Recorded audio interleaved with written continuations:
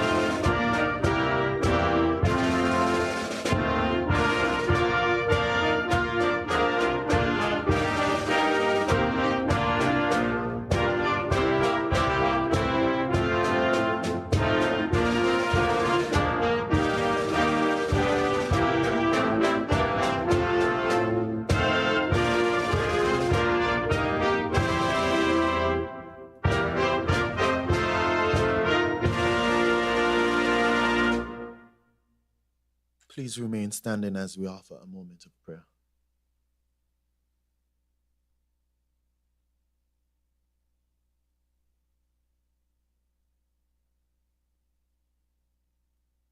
Let us pray. Dear Heavenly Father, we want to thank you for today, God, because this is the day that you have made. We will rejoice and be glad in it. Heavenly Father, we want to thank you for the opportunity to gather and address the public today.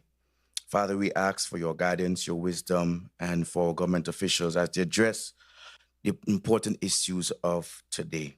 Father, grant them clarity of thought and expression, and may their words be a source of understanding and unity.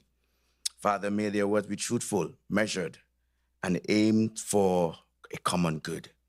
Father, guide them in their communication, that they may effectively convey the necessary information to the people of this federation that they serve. Father, we pray that the presence of the media, that they will be accurately in reporting the information shared and contribute to a well-informed public and a public well-informed to the public. Father, even now, we pray that those that are listening, allow them to have the willingness to have open hearts and minds as they're listening so that they could engage in constructive discussions. So Father, even now, bless every cabinet minister that's here, including our Prime Minister, and pray, oh God, that you will continue to have your way in our federation. In Jesus' name, amen and amen. Amen. Please be seated. Thank you, Pastor Jeremy Thomas. Good morning and blessed Tuesday to all. I am Javan Library, Press Secretary to the Prime Minister of St. Nevis. We are gathered here this morning not just to answer questions and share updates, but to reaffirm our commitment to open dialogue, responsible governance, and accountable leadership. The presence of the Cabinet here today is a reflection of that commitment and a recognition that transparency and access are fundamental pillars of democracy. And so, I welcome each of you, media professionals, public officers, and members of the viewing and listening public to today's engagement. This press conference comes at a time when our nation is both reflecting and projecting. In just under 3 years, this government has moved with clarity, urgency, and purpose to deliver results that touch every sector and every community. From building critical infrastructure and securing water resilience to expanding access to education, housing, healthcare, jobs, and digital services, this government's record is one of action. Today is about updating you of that progress and about taking your questions, quelling concerns, and challenging the naysayers as we continue as a government to power forward. At this time, I acknowledge the presence of the cabinet members here today. The Honorable Dr. Terrance, Prime Minister and Minister of Finance, National Security and Immigration, Health and Social Security. The Honorable Dr. Jeffrey Hanley, Deputy Prime Minister and Minister of Education, Youth, Social Development, Gender Affairs, Aging and Disability. The Right Honorable Dr. Denzil Douglas, Minister of Foreign Affairs, Economic Development, International Trade, Investment, Industry and Commerce. the Honorable Conway Maynard, Minister of Public Infrastructure and Utilities, Transport, Information, Communication and Technology and Post, the Honorable Samuel Duggins, Minister of Agriculture, Fisheries, Marine Resources, Entrepreneurship, Cooperatives and Creative Economy, and the Honorable Marsha Henderson, Minister of Tourism, Civil Aviation, International Transport, Employment and Labor, and Urban Development. I also apologize, for the Honorable Garth Wilkin, Honorable Joya Clark, and Honorable Iseline Phillip, who are all currently away on business. At this time, it is my honor to invite the Prime Minister of the Federation of St. Nevis, Honorable Dr. Terrance Drew, to deliver his official opening statement. Thank you very much, Mr. Press Secretary, Javan Liebert. Good morning to all my colleagues. In the interest of time, I will stand on the order of precedence that he established this morning to give the press a little bit more time. Let me recognize, of course, other members, leadership of the government, to all of our citizens and residents who are listening at this particular time to this quarterly press conference of the Cabinet of St. Kitts and Nevis, your cabinet. And I was mentioned before, this is, of course, an opportunity for us to answer any questions and to give updates and information to our people, which we consider to be a fundamental pillar of our governance structure. And so we value this opportunity, of course. Let me also recognize our people in the diaspora, those who are in the various parts of North America, Europe, Caribbean, wherever they are in the world. We want to recognize them and to welcome them as well. I will read an opening statement, and then the press will have the opportunity to ask any member of cabinet any question that they desire. And so that would be the format. And then at the end, I will give a closing statement. So the format is to make sure that everybody is engaged, as the ministers are in charge of very important ministries. So I just want to say good morning to all of you, and to say again that this government takes accountability very seriously. As such, it is always a privilege to engage the members of the media and speak directly to the people of St. Kitts and Nevis, not just to report on what has been done, but to account for the trust you've placed in this administration. As we meet here today, we do so at a time when our country is moving with momentum and with purpose. In less than 3 years, we have taken bold steps to deliver the kind of governance that puts people first, you, our citizens and residents. And the results are unfolding before our very eyes, on our roads, in our schools, through our hospitals, and across our communities. We inherited challenges, yes, but we also inherited an unshakable responsibility to build a more resilient, more inclusive, and more sustainable future for all. Today, I am proud to say that we are delivering, we are powering progress, and we are doing so with discipline, with diligence, and with a clear vision rooted in our sustainable island state agenda.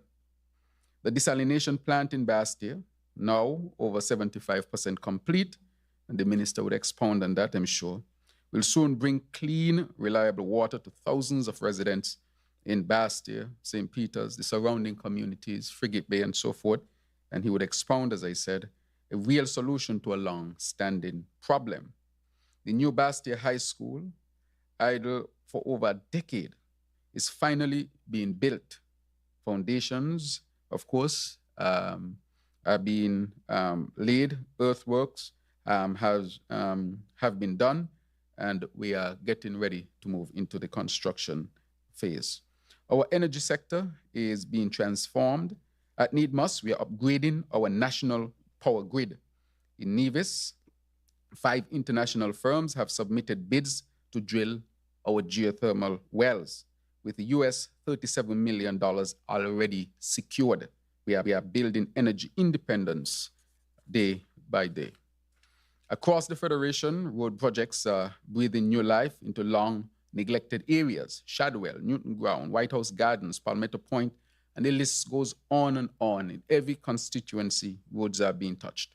And of course, the major overhaul of the St. Peter's Main Road, which was neglected when the rest of the island main road was rehabilitated.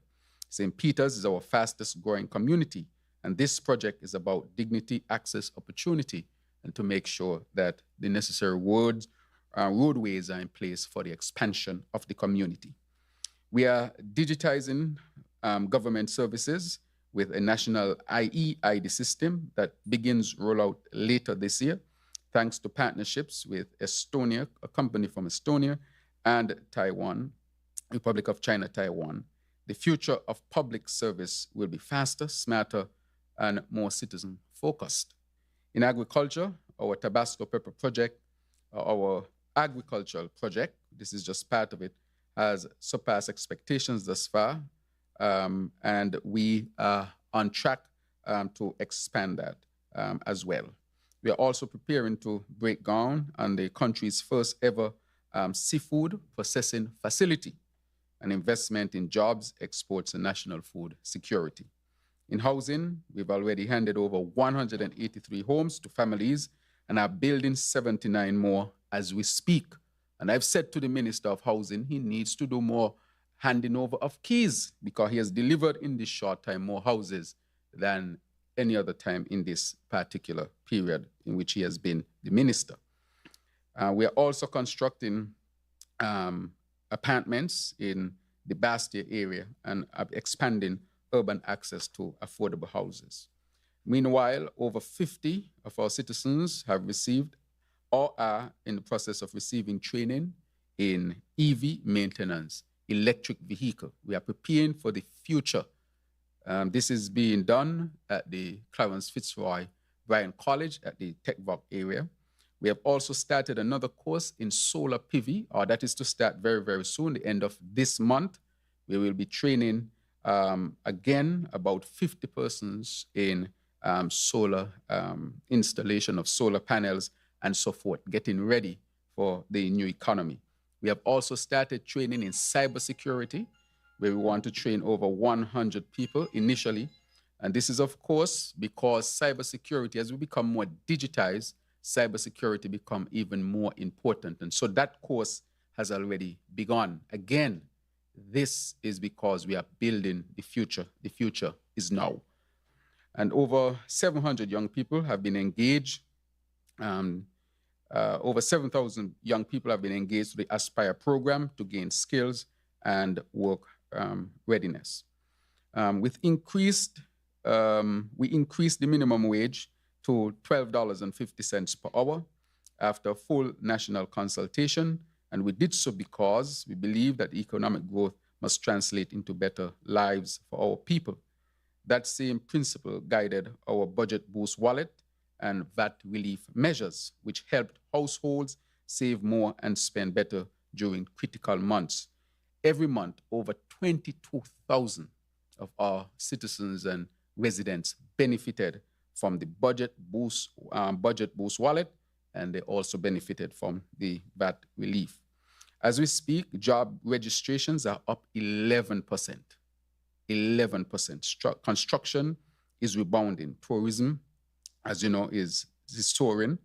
This year's St. Kitts Music Festival saw a 76% increase in attendance, pumping energy into the economy and pride into our people. And the minister, of course, would expound. This is what real progress looks like. It may not always make headlines, but it changes lives. Today, as your government, we commit ourselves to work more going forward. Because even as we celebrate how far we've come, we remain focused on how far we must go. This is part of our pledge to be transparent, to be present, and to be accountable. Together, as a cabinet, a government, and as a community, we are building a nation that works for everyone. Today, we are powering progress. Before I take my seat, I wish to say this to the people of St. Kitts and Nevis, our beloved people. Your government remains deeply committed to walking with you every step of the way. We may not get everything perfect, but we are not perfect beings. But we will always lead with purpose, compassion, accountability, competence. And to the members of the media, this press conference is about dialogue. And of course, we look forward to an open and constructive exchange. As I say again, this exchange is between the cabinet of St. Kitts and Nevis and the press, the media, and not between the Prime Minister and the press and the media. We have a forum where that we use for that, which is the round table. And with that, I want to thank you all very, very much and encourage our citizens to continue to stay tuned for the wealth and breadth of information that will be given by the ministers and members of cabinet. Thank you.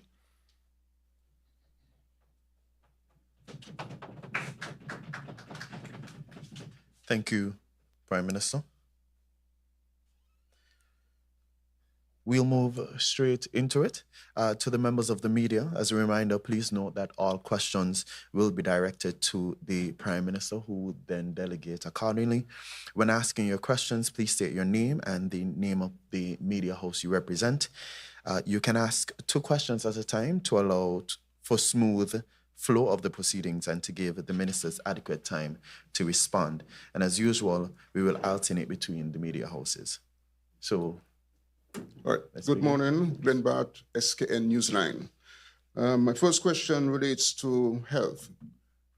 Several persons have approached me over the past few weeks and have said to me that they're having difficulty getting certain prescriptions filled at the health centers as well as the JNF pharmacy.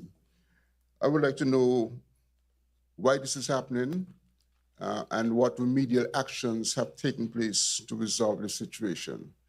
I understand that this situation has been going on for the past 2 months or so. Secondly, the appeals court, when it meets in St. Kitts or any of the other territories served by the OECS Supreme Court, every government has to pay tens of thousands of dollars to accommodate them. My question is that in this year, 2025, with all the technology that is available to us, why is this still happening? Is this government now prepared as a cost-cutting measure to request the court to relook at their methodology of meetings? Perhaps we can use online services to effect what they do on the ground and save the countries a lot of money per year. So those are my 2 questions for now. All right, I'll answer the first one, of course, and also the one with respect to the Supreme Court, as I recently met at the OECS Authority meeting, and we had a presentation from the Supreme Court. The AG is not here with us. As you know, he's away on government's business. He gave a major keynote address just recently, and therefore we want to acknowledge his work abroad, which is also critically important in the advancement of our country.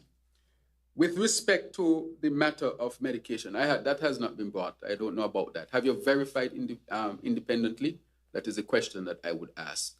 It depends a lot of the times. We have what you call the OECS, common purchasing, we call it PPS, where all of the OECS will buy medications in bulk so that the price can be extremely low. Why?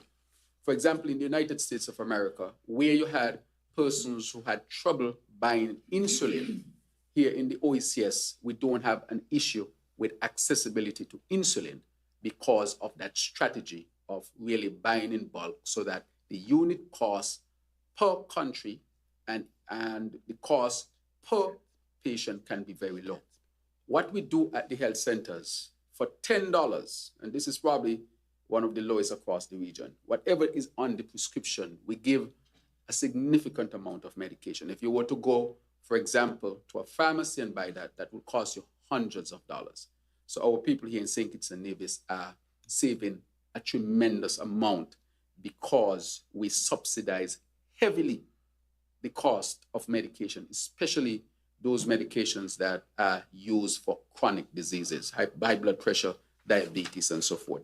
So if there's an issue, I would look into that. I can say we just had an assessment of our procurement system. We just hired somebody who is dedicated to procurement to assist in how we procure medication and stock management. And that person started to work, I'll say, about 3 to 4 months ago to ensure that these issues are always dealt with.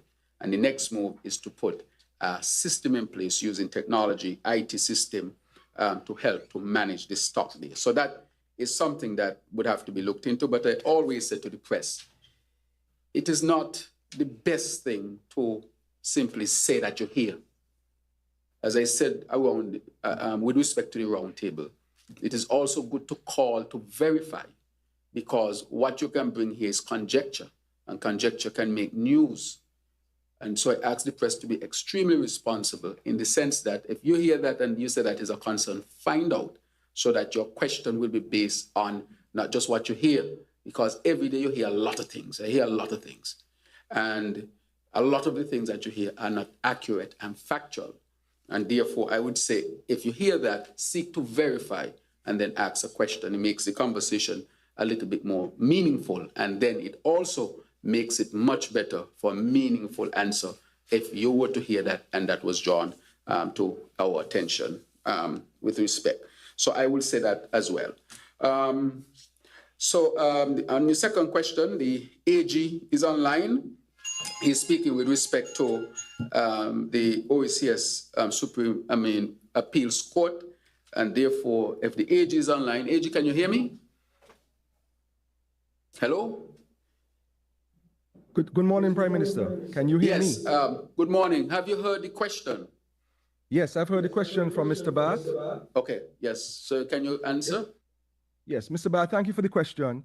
I want to start by saying that the Eastern Caribbean Supreme Court has been extremely reasonable over the past few years, conducting the Court of Appeals sessions, which sometimes sit in St. Kitts between 2 to 3 times a year. And I believe this is only the second time they are physically having the sitting in St. Kitts. So they've been extremely reasonable in facilitating online hearings. However, the executive is not supposed to direct the court as to when they sit virtually and when they sit in person.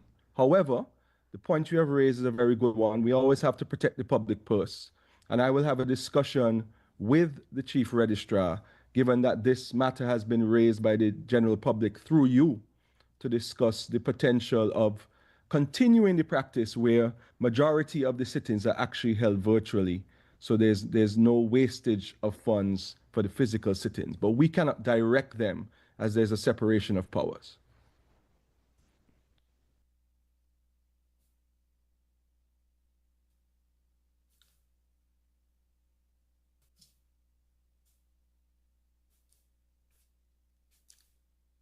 Good morning, Ralston Rankin, Sugar City FM. Honorable Prime Minister, before I go into my question, you just mentioned, we should get in contact with places and so forth. But in respect to my colleague, we have been doing that sometimes. And, it's either you're going to get back to us or the phone rings and it rings. So just to let you know that we do try to reach out at times. All right, my first question has to do with the basketball city. The 2 previous administrations, the Unity and the Labour administration, did nothing, in terms of the basketball city, right? So I'm hoping that this administration have an answer that it can give to the people, in respect to that. Secondly, there's been, a lot of persons meeting me, just like Mr. Bart, concerning the high cost in the customs. Even before the tariffs, there have been complaints about the custom charges high for persons bringing in stuff because they find what they want in St. Kitts is far too expensive to get here. So I'm hoping that you can respond on that and see if there's something can be done when it comes to the custom charges. All right, the Minister of Sports. Yes, regarding the question on the basketball city, Like you said, for years, Basketball City has had quite a bit of neglect. However, I had indicated some weeks ago that we will be doing some work on Basketball City. I was advised by the Ministry of Public Works yesterday that that contract will be signed today and the work should commence before the end of the week.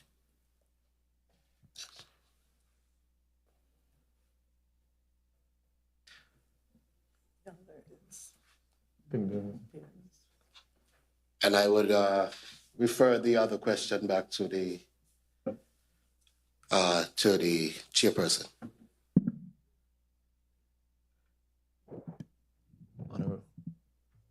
Okay. Just 1 second.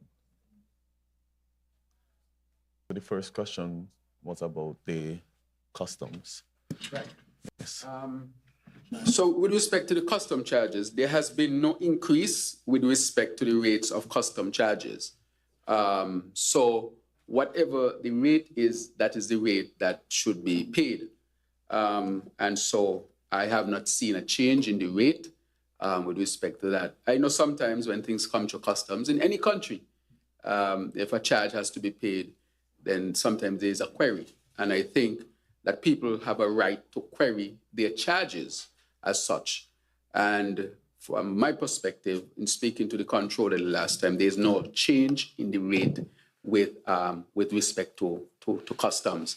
What I would say though, there are some persons who might use different methods of getting things into the country, maybe in those instances. But I think for the most part, that should not be done. And if that is done, and somebody questioned the other day and asked the comptroller to make sure that persons can actually query their charge and persons should be shown how much they are paid and what methodology is used.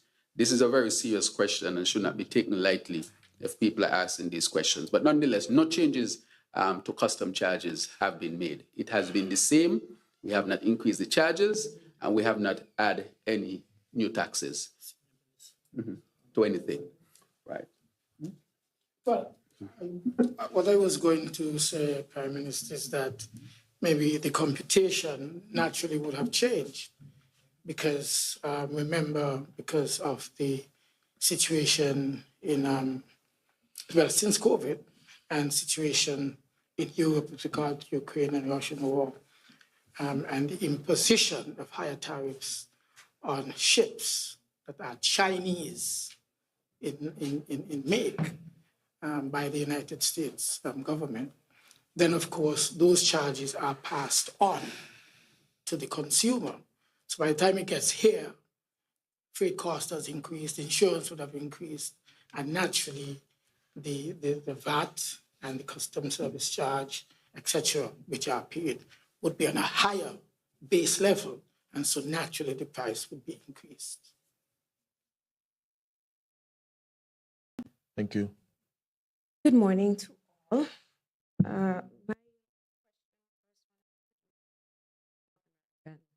Measles outbreak. We had a slight dip in vaccination rates for the MMR across the region. We dipped to under 90%. Normally we were above 90%.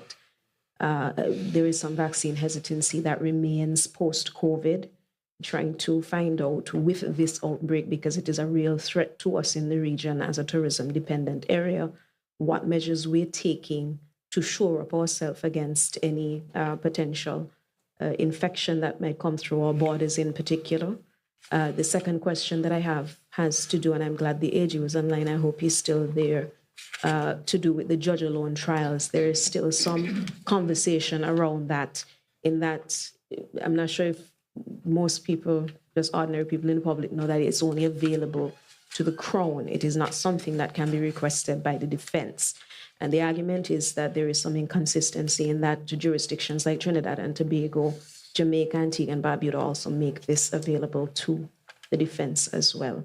Is this something that is being looked at to revise that piece of legislation that speaks to the judge alone trials, which is not a bad thing, but may not entirely be just and whole with that omission? All right, thank you very much. On the issue of the measles, since COVID, we have put a number of measures in place from the Ministry of Health perspective. We actually procured a bus, and that bus, the main use of it is to move around the country to find persons who were not vaccinated. Because two things happen, apart from the vaccine hesitancy, is that during COVID, because people were not accessing health care because of the lockdowns and all of these things, the rate of vaccination went down, I would say, around the world. And we were no exception. And so we took that measure. And so about a few months ago, our rate was at 70-something%. I can say today that our rate is above 90% at this particular time, because the nurses, and I want to thank the nurses, Nurse Irish and the team in public health, and Dr. Isles with the responsibility for our community health here in St. Kitts and Nevis, went and looked for these children. They went to the schools, they went to their homes, wherever they would have found them, and they administered the vaccine. So at this present time, St. Kitts and Nevis has a very respectable rate of vaccination, even post-COVID, because of those very strict measures. Get in a bus, putting the nurses on the bus, go and look for the children, walk the streets, go to the schools and look for the children. And that has worked tremendously. And the last update I had, which was about a month ago, our rates were above, significantly increased and should be above 90% at this particular point. We are aiming for 100%. Why? Because we think we can reach every child. However, we will definitely want to be above the 90% range and even better above the 95% range. And that will create what you call herd immunity and help to stop the spread. However, people travel here from the United States, they travel here from other places that have, measles and so forth. So I want to encourage our people to make sure you go and you get your child vaccinated. These vaccines have been tested for decades upon decades. These aren't just new. These aren't new vaccines. These vaccines have gone through all the trials and regulations around the admin-bound vaccine before they come to market. And after they come to market, because they have been there so long, a lot of studies have been done post-market. And in St. Kitts and Nevis, we have not seen measles for a very long time. We just don't know what that is. And that is because our people are vaccinated. So we took those measures, and I can say we are on the front line and we are having good response, and our strategy has worked. I think the AG is online with respect to the judge only. AG, did you hear that question? Yes, Prime Minister, I did. Okay. Thank you, Ebony, for the question. The short answer is yes, we are debating an amendment to the Judge Alone Trials Act on Thursday in Parliament. And one of the amendments is to allow for the accused to also apply for a judge alone trial. I will speak in greater detail on this in Parliament, but I just want to say that the Judge Alone Trials Act has been very important. We have a primary example that is happening now in the assizes. There's a murder trial that had been going on for numerous weeks before there was an attempt to interfere with one of the jurors. The juror brought that information to the attention of the court, and the jury was dismissed. The case was able to continue because of the Judge Alone Trials Act. If the Judge Alone Trials Act had not been passed last year and brought into law, many days of judicial time and energy would have been lost, as the trial would have had to be abandoned and restarted in the future.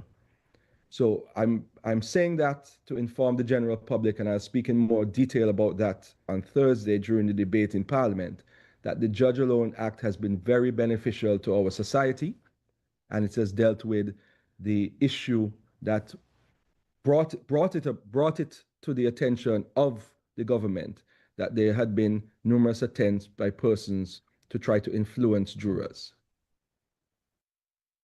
All right, thank you very much. Good morning, Devon Cornelius, ZIZ. looking at citizenship, what is the status of the investigation into the marriage scam? Has anyone been arrested to date? And in the area of tourism, what were the figures for this year's Sinkers Music Festival in terms of each night and overall? And has the ministry commissioned an economic impact assessment to know how we performed? Thank you.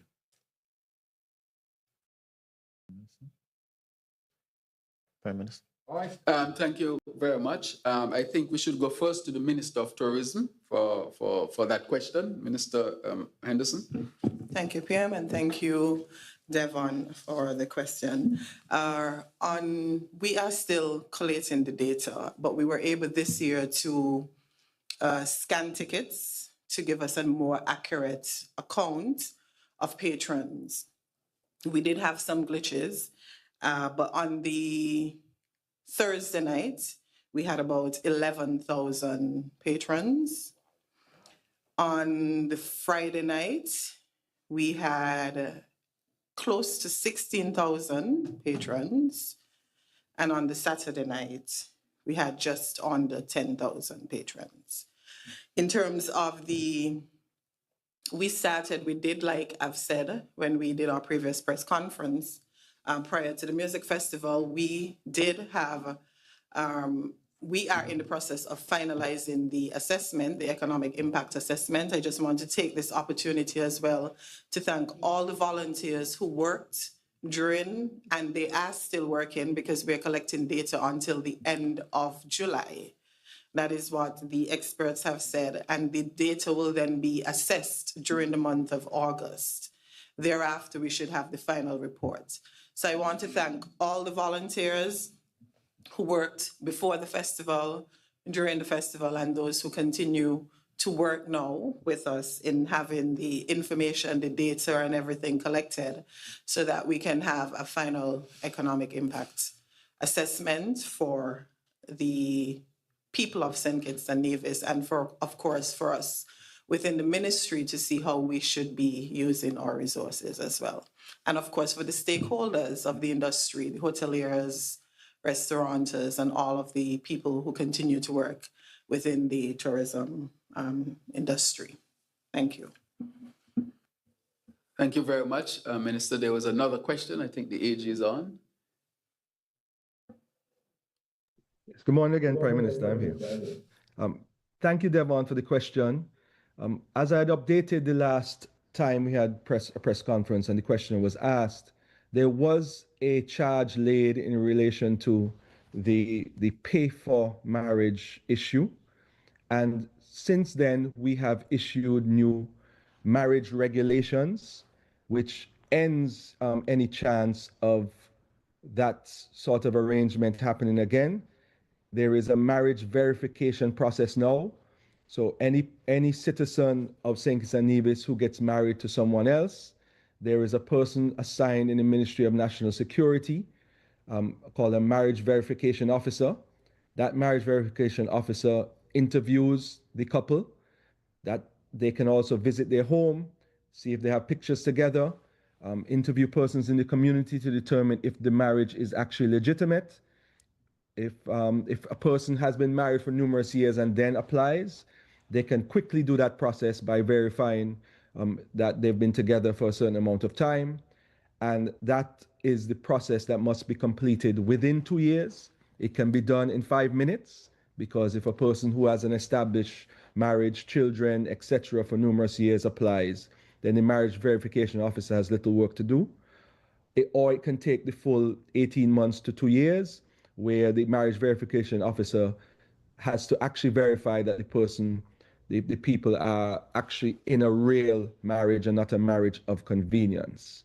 So we've created those regulations which are in force, I believe, since July last year.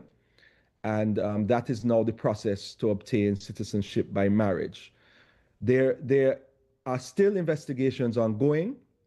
However, as I had said the last time, it's very difficult to unravel what we have found, because it's not easy to prove in a court of law beyond a reasonable doubt that there was a marriage of convenience. However, there has been a prosecution and there are continuing investigations. So if there's any progress in the investigations, I'll be sure to ask either the ministry or the DPP's office to update the press. Thank you very much, AG. Go ahead. Good morning, Kyloni Johnson, SKNIS. Mr. PM, with the winning bid for the drilling phase of the geothermal project expected soon, can you clarify how this project will be managed, particularly as it relates to the role of the NIA? And my second question is, with the Bastia desalination plant at such an advanced stage of completion, what's the ministry's next major initiative to further secure water security? Thank you very much. I think I'll pass those two questions on to the appropriate minister, Honorable Congress Maynard. Thank you very much, Mr. PM, and thank you for the question. If I may start with the geothermal, we are still in the early stages where the drilling companies have bid and submitted their bids for the drilling contract to drill what we call the production wells. That is presently under evaluation. So if my recollection is correct, I think there were 5 major companies around the world that bid to drill here in Nevis. This is very significant because in that pool, we see some credible developers and credible drillers who we can have confidence once they are to win the bid that the drilling will be done. So before that step needs to happen now, we actually need to have the drilling to confirm the existence of the production capacity of the wells. All science tells us that it will be that, but we still have to do it. And so in terms of final structure of arrangements, that has not yet been completed. I do know that the Attorney General, the Prime Minister, the Premier of Nevis, and relevant ministries, of course, on St. Kitts and on Nevis, are in discussions of how we're going to formalize the structure going forward. We have a number of consultations and consultants who will be providing advice from every level. And so we're fairly confident that we will come up with a structure that makes the best sense for the Federation, guided, of course, by the resolution that was passed in Parliament that declared that this is a national resource that will engender the support and collaboration of both the St. Kitts and Nevis federal government and the Nevis Island administration. As it relates to water, yes, the Bastia desalination plant is tremendously progressed. I think Prime Minister said 75%. We're probably closer to about 90% by now because of we are moving very, very good. And I want to commend the effort by the developer, Royal Utilities, in collaboration with Gemini, who is the designer of the whole plant. If you look out onto the ocean right now, you will actually see some very large pipes that are floating, but they will now be pinned to the seabed. And so that process is ongoing. So you see a major barge out there. That operation is actually very fascinating. And I invite people to go and have a look because if you see the pipes close up, they're almost as big as this table, while extraordinarily heavy. They have to use very large excavators and a big barge to get them out there. So it's really an exciting operation, especially for an engineer when you see these things.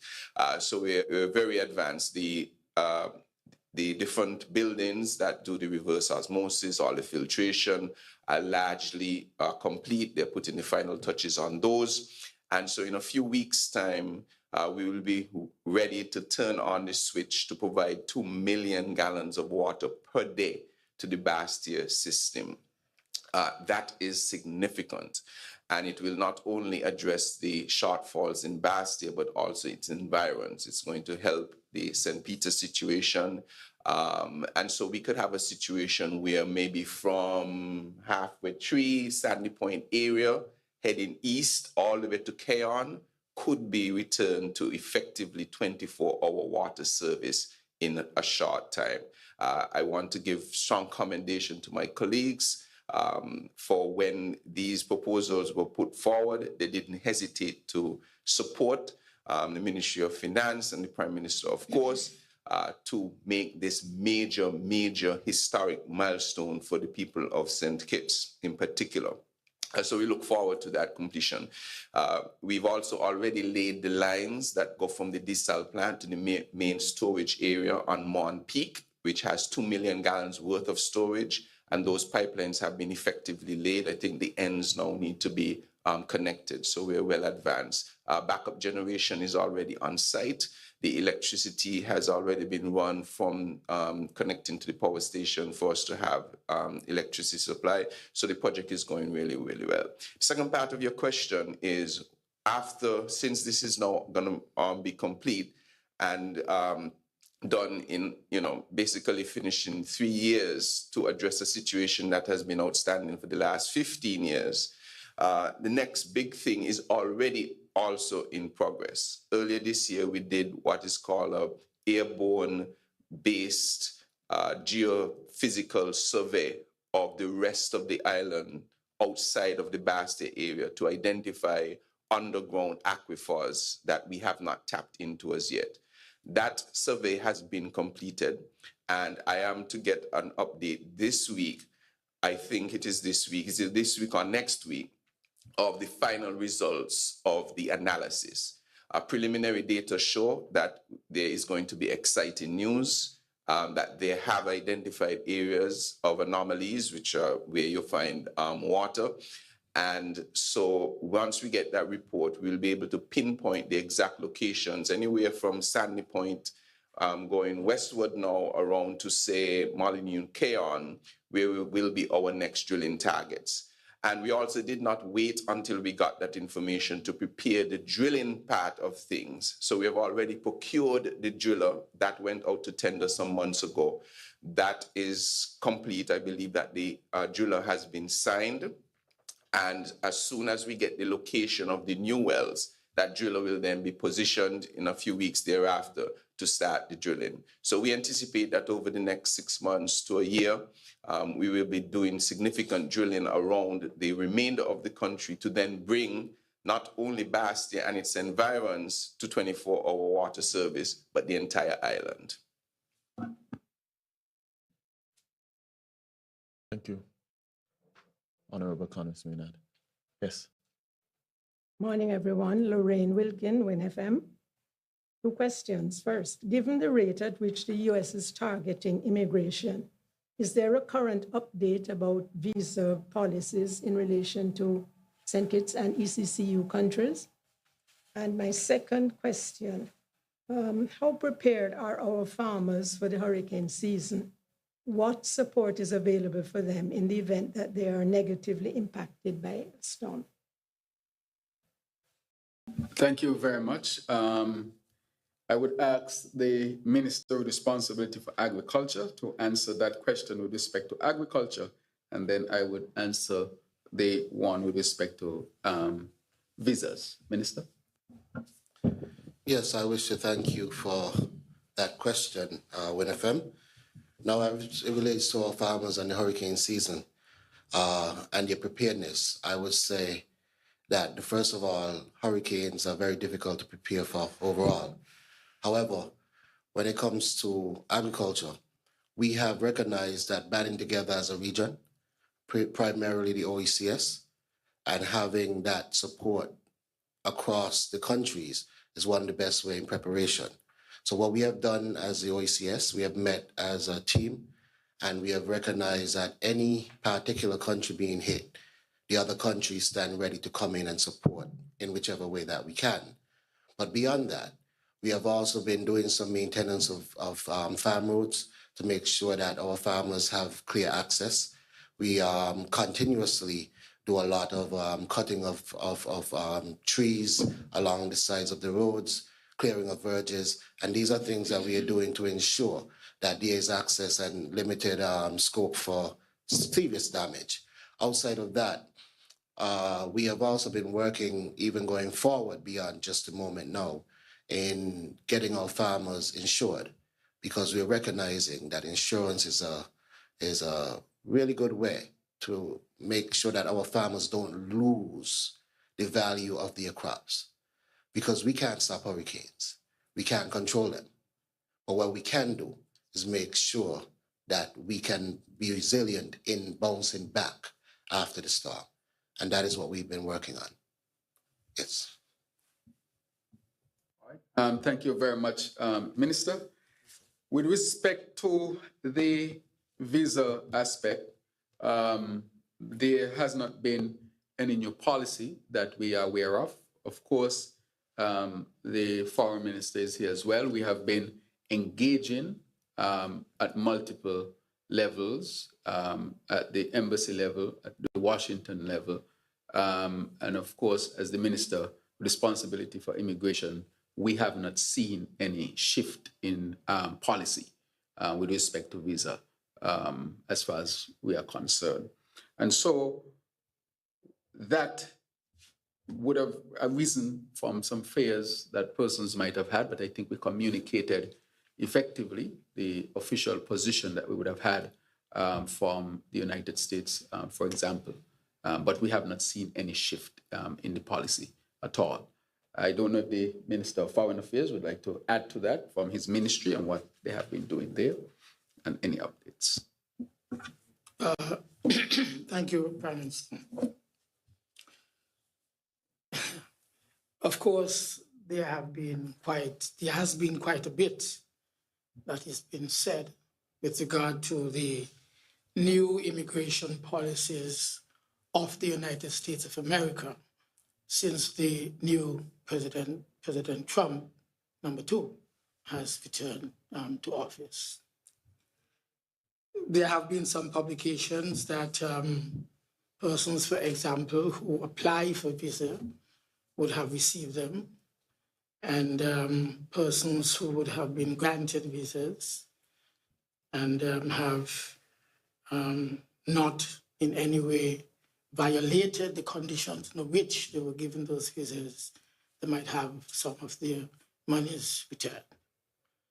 A number of these initiatives are being put forward by the United States government in order to ensure that persons who do not need to be in the United States of America do not come to the United States of America.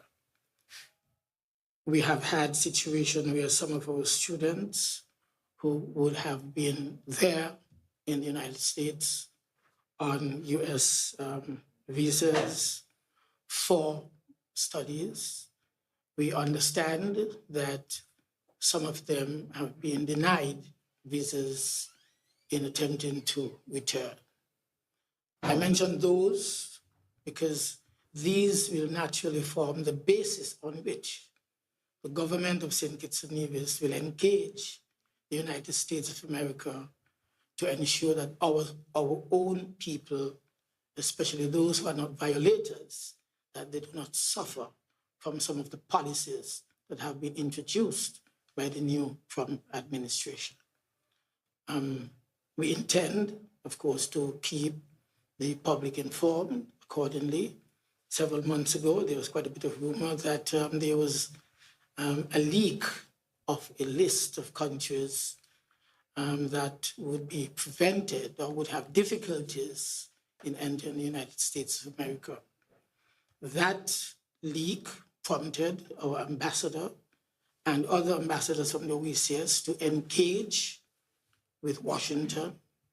They said that there was no such list, that they do not comment on leaks, but, however, this indicates that there is a need for the United States government, State Department, to enter into discussions on a number of issues which relate to us.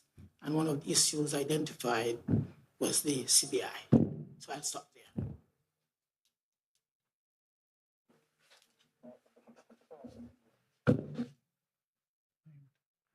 Good morning again, Glenn Bart. I want to address the situation in aviation in regards to our airport. Some time ago, you did mention that there were some plans with regards to looking at a new terminal to be constructed. Can you give us an update on where we are with that? And in the same token, tourism development, especially from Europe and England, London, how serious are we with that? Because we have now had service from London for several years, and it hasn't really grown that much in terms of the number of flights. So I want you to give us a perspective on that. And in relation to the recent discussion with regards to creating a hub on products going to Africa and so forth. Again, I mention this because as it is right now, if we were able to develop that hub to create the products to go to Africa, it really is, at the moment, a disincentive for airlines to fly into St. Kitts to go to Africa, because they'll now have to create that, absorb that added cost to fly to some other destination to get the fuel to go to Africa. Our airport runway is only about 7,600 and something feet long. All of the runways in the Eastern Caribbean and elsewhere that take long-haul flights are at a minimum 9,000 feet. And I have researched that. And I've also gained the advice from several persons who are in the aviation industry. And they have confirmed what I said before, that as it is right now, our runway is too short to take direct flights from non-stop flights I'm talking about, not direct flights, non-stop flights from the RLB airport to places such as Abuja. So what I'm saying is that it's a disincentive. Why would an airline want to, a cargo airline for that matter, want to use St. Kitts as a hub when they have to add on that expense of going to another destination to get fuel? Why don't they simply say, put the hub in another destination that has the facilities? So I want you to address that issue for me with regards to what studies, plans are taking place to facilitate this thing in reality, because it's going to require some investment. Thank you. I would let the Minister for Aviation answer this question, Honorable Marsha Henderson. Thank you, PM, and thank you, Mr. Batts. I recall the last time we had a press conference, the question came in regards to the plans for the expansion of the airport. We discussed an additional terminal, and we have a technical team that's in place, provided for by the legislation. This falls under the ambit of the St. Christopher Air and the Seaports Authority. Their legislation provides scope for them to put a team in place, and that team is in place. The team comprises a number of experts, including those who serve as SCASPA, as well as the geotechnical engineers, civil engineers, attorneys, and others. After the initial discussions in terms of studies, feasibility studies, and other things, then consultation would continue, because it has started with stakeholders, those relevant to the process, including immigration, airlines, and all the others who the authority think is relevant for the discussions. We are still getting the information to help inform the concept, the design and concept. We are, I can say, maybe halfway through the process. They're making good strides, actually. I'm happy with the work being done by the committee and the experts that we've engaged. Of course, we had to engage experts to advise. The client is the authority, the St. Christopher Air and Seaports Authority. They are advising the team what they need within the new terminal, what the needs of the airport would be. And of course, this is in consultation with other stakeholders. And then we can come up with a concept and design. So we do have, we're about 50% along the way. In fact, we discussed it in cabinet yesterday when we met. And so we are on the way. You said a mouthful, and I'm trying to remember if that is the question you asked specifically about where we are with the terminal, right? Then you asked about the European markets and what we're doing in tourism. So our biggest source market is actually the US, and then it fluctuates between the Caribbean region and the UK in particular, not necessarily Europe, who would come in second, and then there's Canada in third place, and that sometimes alternates. Interestingly, from the data we started collecting and the efforts we've put into the UK, the marketing efforts, we've seen an uptick in visitors coming from the UK. And we're seeing them come in for longer stays. So for the recent music festival, a lot of them were here for 7 to 10 days. And that's usually how they holiday. And so we have to tailor our product to accommodate the needs of that market.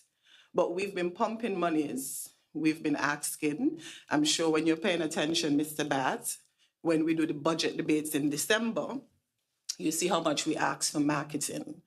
And so we've been pumping a lot of our resources into marketing into other source markets. That is the only way we're going to stimulate demand, and then carriers would then be interested. But carriers don't want to come with empty flights. So there's a process. The process is stimulate the demand for the destination by looking at your services and your offerings. And so we've been doing that. We've been looking at what are working with our stakeholders, because sometimes even the taxi men would complain they're not taking the tours, but you must be conscious in what your visitors are looking for. The American visitors look for a different experience to the British visitors. And so this is a process. And during the vacation, the shoulder period right now, we're working with stakeholders to inform them of the trends. A lot of them who are coming at they're looking for the eco-adventure. They're looking for, not the party type, the Americans like that, but the British look for something else. So we continue our efforts to look at our product, at our offerings and our services, and then we market. We must first have that product to market. And so we've been working together and marketing, pushing a lot of marketing dollars into that source market. And we're seeing the returns. We now have to go back to our partners as the carriers, and maybe not just British Airways. We've been approaching other carriers as well to look at coming into the destination and offering routes here as well. And, from whether it's from the American, whether it's from the US or directly nonstop from the UK. So we are doing that. We've actually engaged. We're in discussions with someone who's going to be marketing the destination with us in that area. We have our marketing teams worldwide. We have a team here at base, and we have marketing teams in the US, in London, and wherever else we deem necessary. But we've increased our efforts within the UK, and we're hopeful to see the returns on that as well. The question as it relates to the runway, its ability to accommodate flights, I can't remember from where. But Mr. Bat, I think you asked the question at a previous press conference, but we have, and I think you referenced a particular aircraft and size, but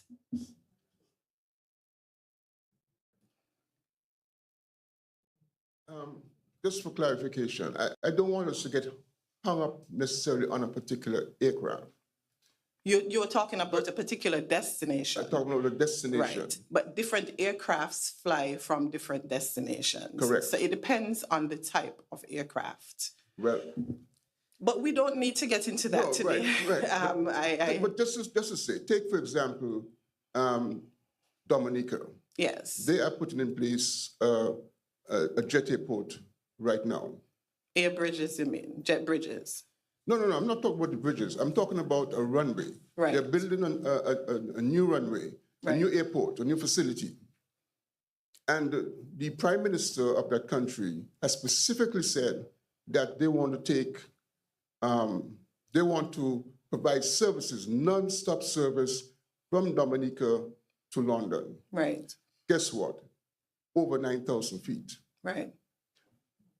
I say this to say that no matter where you go in the world, certain types of distances require a certain amount of fuel on an aircraft. You cannot do it on a short runway and fly from St. Kitts or from St. Martin and go to London. It is not going to happen. So my question remains is this: are we looking at expanding our runway? Because absolutely, you see, what is happening is that you cannot wait until the demand is there. You have to anticipate absolutely. That as we work, we are going to have the demand by X date. So we have to start preparing now to do what is necessary to facilitate that. Okay, thank you, Mr. Bad. Let's allow the minister to respond. Right, and I see my colleagues here who are experts and might be in a better position to answer the question, but let it not be said that we're not preparing. The lands around the airport, all around, they belong to SCASPO. And for possible expansion, the lands that are fenced there and maintained by the authority, those are lands for future development. The lands on the back, all those lands, we are very conscious and of any future development, and we don't take those things for granted. I would like to answer the question, but I don't want to on the possibility of flying with aircraft flying with sufficient fuel from certain destinations to certain destinations, because it happens all the time. It happens regularly. I mean, I've taken 16-hour flights on aircrafts with runways sometimes smaller than ours. So, but today is not for that. Perhaps you and I can have a conversation separately. And I know my colleague wants to say something in response. Just want to jump in very quickly. We appreciate the point, and obviously we're going to be looking at every opportunity for expansion, etc. But it must not be said that the airport as it is unable to facilitate direct flights to Europe. The airport in St. Martin is actually shorter than the runway in St. Kitts, and it accommodates flights directly from the Netherlands, from London, and so on, etc. It is not the flight that comes here, the wide-bodied aircraft that comes here from London that stops in Antigua can fly directly from here to London, right? And that is known. Afterwards, I can provide you a list of the aircrafts that can take off from our runway. In fact, I will go further. The aircraft that flies to London, one time, if you're unaware, that aircraft did not use the full length of the runway. In fact, there are two areas where you can get onto the runway. There's a short entrance, I don't know the term for it, and there's the one that's at the end on the most western side. And that aircraft took off from this shorter one long before, because the aircraft can do it, and the aircraft can handle that. So there are a number of long-haul flights that can take off from St. Kitts and Nevis. So I'll provide you with the list afterwards. There are some, obviously, that cannot. but those are the extraordinarily large ones. But there are long-haul flights that can take off from St. Kitts safely. And PM, can I, not on that point, but on the source market penetration, I just got a message just to indicate our efforts as well. Cole Palmer's visits. We have not put out any public relations, any articles, anything as yet. But just from his visit alone, the CEO, I think about 2 days ago from the SKTA, sent me maybe over 200 stories published in the UK, not by us, not by our PR team, not by our marketing team, but just out of his visit alone. And those are strategically considered. So just because we want to make sure we penetrate that market, we look at relevance and influencers, sportsmen and women, persons who can help us in getting the St. Kitts brand within the markets that we want it. So we have not even yet started putting out what we did with Cole, but yet the stories are already, out there. With respect to that, I'm trying to get to the bottom of Mr. Bad's question, because Mr. Bad spoke like a specialist in this area, and I listened attentively. I am not an expert in aviation, but I think the Minister, Congress Mainman, made a very good point. There are types of plane that can take off from our airport and types of plane that can land on our airport and travel far. Mr. Bat, I traveled from here to Abuja directly. Non-stop. Right? I traveled directly from here to Abuja on a smaller aircraft. I asked if that aircraft can go over, and our airport can take much bigger aircraft than that. And if you're going to bring an aircraft that is dedicated to cargo and not people, you can come. Not only that, the 777 Airpiece also landed here with a lot of passengers. Those passengers have a lot of weight. A long-haul flight from Abuja straight into St. Kitts and Nevis. That was probably one of the biggest planes ever landed on our airport. And therefore, there are aircrafts of huge size that can land on our airport and can take off from our airport. And I will reiterate, when I traveled to Abuja, it was a direct flight. When I came back from Abuja, it was a direct flight. And I hear this talk about St. Kitts not being the hub and so forth. Let me say clearly here that we have made significant strides in ensuring that we connect the Caribbean with Africa. St. Kitts in particular has done tremendous work to make that connection. And the Honorable Samuel Duggins is here, because we're looking in the area of agriculture and creative economy and so forth, Mr. Bat. There are naysayers. I heard the former Prime Minister say that we are a small part in this equation. I want to condemn that statement, that St. Kitts and Nevis has the capacity and the capability to help to lead on this matter. As a matter of fact, and probably I should say it because it's going to be out in the media, I have been nominated to receive a recognition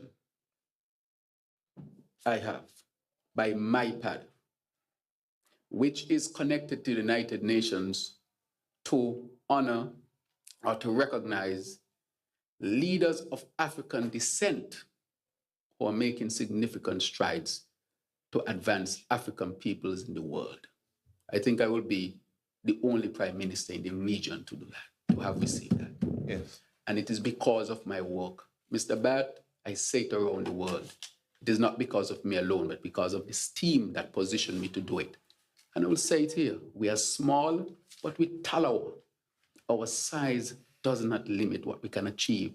And that is why I condemn vehemently the utterances of a former Prime Minister putting down our country to say that we are a small part of it. Tell him that the small man of the smallest country is going to receive the award because this cabinet has given the necessary support for us to connect Africa and the Caribbean in meaningful ways. Whatever happens after that, it must be recognized, the significant role that we have played. And now we have taken it to the next level, where we want now to establish a hub. And we are going to work in all areas and spheres, despite the naysayers again, to seek to establish the hub. Our size is not our limitation. We must never think that as people of St. Kitts and Nevis. We have always punched above our weight. And as the person who coined the adage, we're small but we tolerate, Honorable Conway Maynard, I don't take credit for it, I give you your credit. That is, oh, okay. That is a truism. That is a truism. Because when I go on these international stages, I do recognize that our size does not limit us. And that is a significant award. In addition to that, remember it was the former Prime Minister, the Honorable Dr. Denzel Douglas, who got the Trumpet Award for his significant contribution in bringing the idea of how to get HIV medication to people around the world. And that one simple idea came from a small man in a small country to move the issue of access to medication around the world that has saved millions. I say again, Mr. Bat, our size does not limit us. One of the founding fathers of the US was born right here in St. Kitts and Nevis. We had a world champion of the 100 meters. And I can go on and on and on. Cole Palmer came back to his roots. He said, this is where it probably began. And I can go on and on and on as to our contribution to world advancement and development, Mr. Bat. So we're going to push to create a hub here in the Caribbean that connects us to Africa. And I only spoke of the recognition and the award so that you can see the significant work that we have done, particularly myself, but with the support of this cabinet so that we can propel a significant relationship and reestablish in a meaningful way the connection between the Caribbean and Africa. Thank you very much. Thank you. Yeah, Ralston Rankin, two quick questions. The Bastille High School, can you give us a timeline as to when construction will begin? And also the revenue sharing between St. Kitts and Nevis, the report is out. Can you let us know what the report is on the findings of the revenue sharing? Thank you. Thank you very much. The Minister of Responsibility for Education, Deputy Prime Minister, the Honorable the Honorable Jeffrey Hanley.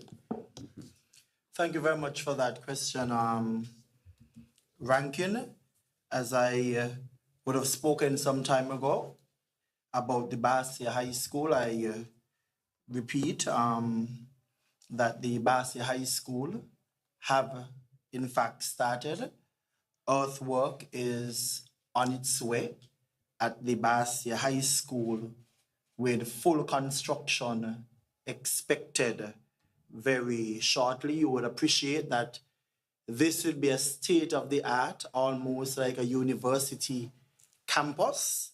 So all of the necessary things are being put in place to ensure that we deliver the Bastille High School as promised. Almost 10 years, students have been denied of that school environment, and I remember saying that way back in 2018 that I will be the one, by God's grace, to deliver the Bastille High School, and that is on its way.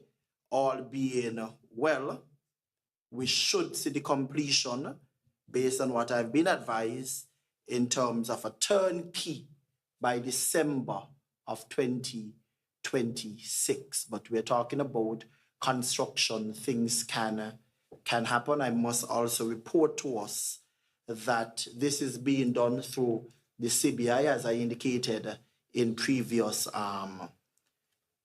conferences, and we look forward to the school utilizing just about 90% of our local contractors, our local laborers, making sure that the students of this federation and the country on a whole would benefit from the Bastille High School. And of course, any additional funds raised through the program would be used for the maintenance of our schools, because we recognize as well that this has been a problem over these years, and we in fact going to be doing some work in our schools during the summer vacation. Of course, the EIA has already been completed, and because of the magnitude of this project, through the planning unit, construction and approval will be given on a phase-by-phase basis.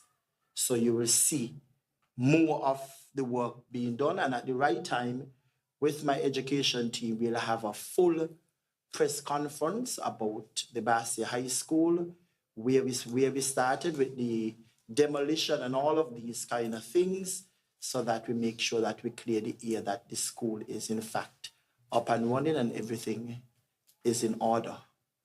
Thank you. Thank you very much. Another question was asked with respect to the fair share. As I said, this is a question that has been asked of me since I became Prime Minister. And I answered that question that we had engaged. The World Bank was engaged. And I insisted that that must be completed, because the issue of fair share had become a big issue. Example, for the 2015 elections, fair share was the mantra. For 7 years during that time, there had not been an independent, verified study as to how revenue should be shared between St. Kitts and Nevis. Of course, the Constitution has a formula when it comes to revenues from taxes. I think the issue was over non-tax revenue, specifically revenues that were had through the CBI program. We asked the World Bank to look at it. The World Bank has completed its study. That study has been passed on to the Premier and to the Nevis Island Administration, and I know they're having the internal discussions. We, as the federal cabinet, will meet with the Nevis Island Administration to discuss that study and to look at the recommendation from the World Bank, or recommendations. But it is done, and it is with the Nevis Island Administration. We have our copy, and I think we're going to meet very, very soon. I think within a week or two, very, very soon. And the objective is to make that available to the people of St. Kitts and Nevis. And the reason why I wanted the World Bank to do that, a reputable organization, an organization that cannot be fooled. These are not simpletons.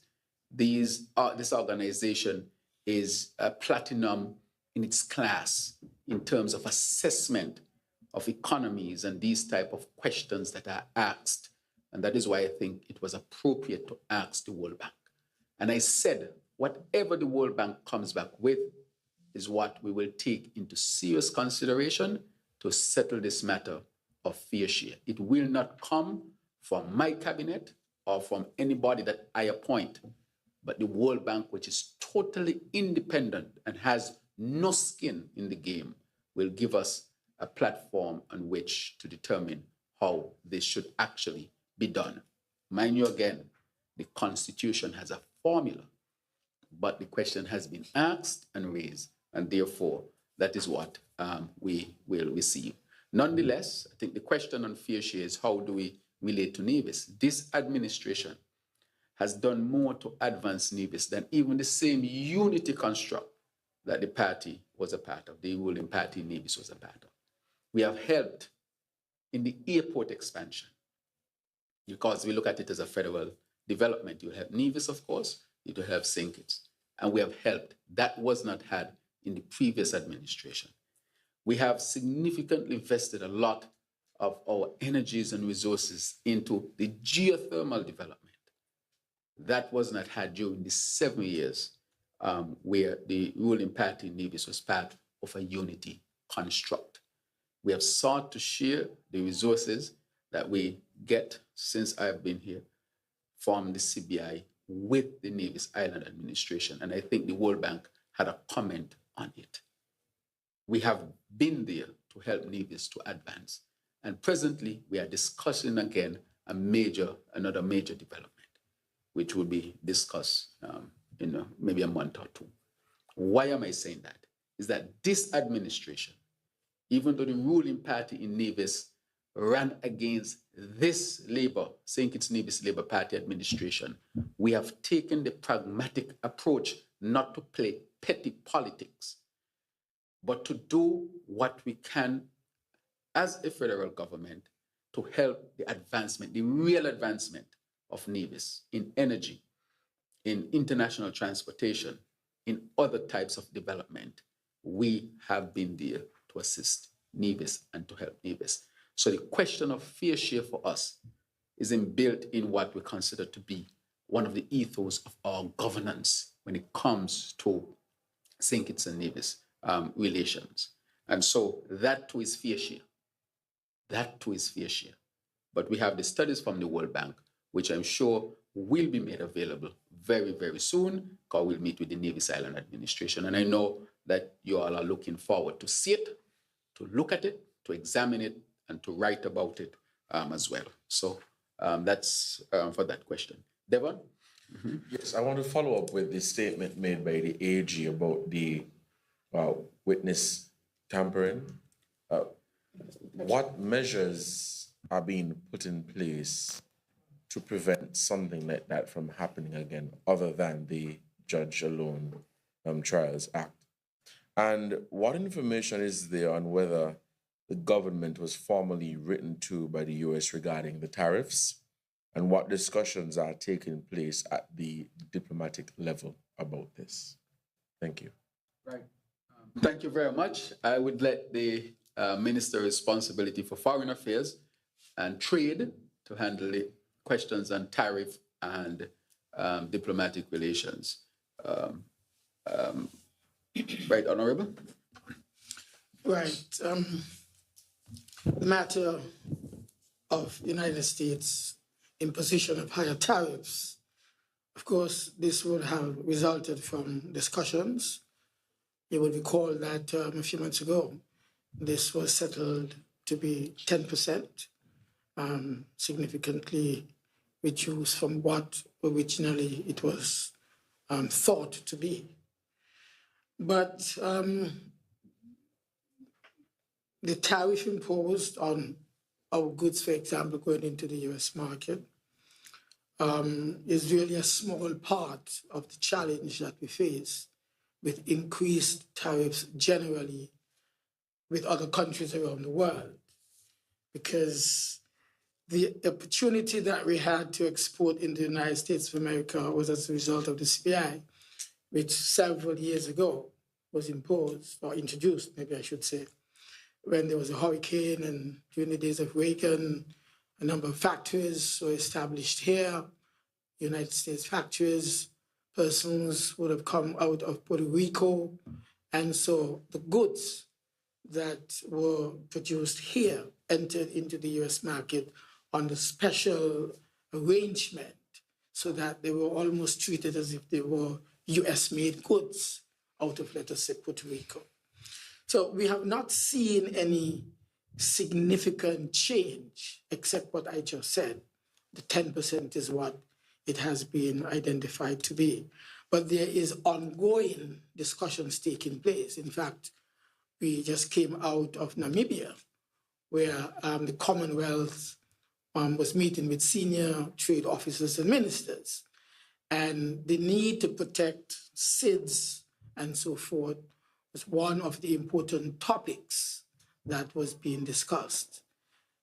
So countries around the world are becoming more and more engaged as a result of higher tariffs, and thus looking for peculiar arrangements, new arrangements that can be put in place with small countries like ours, that is small countries which were considered as a group as SIDS. The problem, however, with the tariffs and the higher cost of goods that was mentioned earlier was as a result of a combination of issues that would have been caused by the US change in policies. I mentioned, for example, a while ago, that goods arriving from arriving from exporting countries to destination here, and where the goods are being transported in Chinese-made ships, those would have imposed higher tariffs. So even though our goods entering into the US market may have a reasonably low tariff, the goods, however, which are coming in and which are being transported in certain ships, they are imposed higher tariffs, and thus the cost is passed on to us. So this is one of the situations that the Caribbean community is looking at very, very seriously. Recently, when we were in Jamaica, in Montego Bay, just 2 weeks ago, at the Heads of Government Conference, the need, therefore, for us to begin to produce more goods among ourselves. The use of Guyana. Guyana is the only country in the world today which has already been adjudged to be the country that can feed itself, the only country.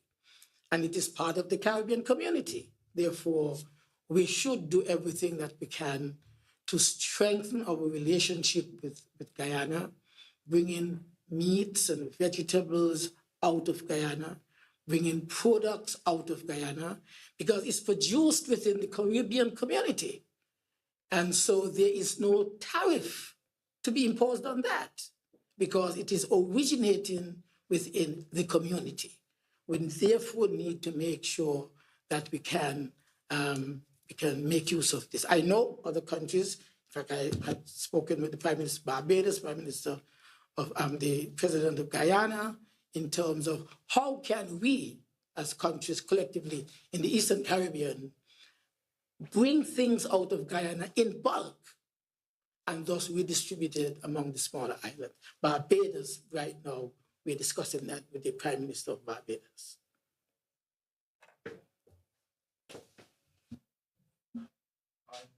Thank you very much. Yes, go ahead.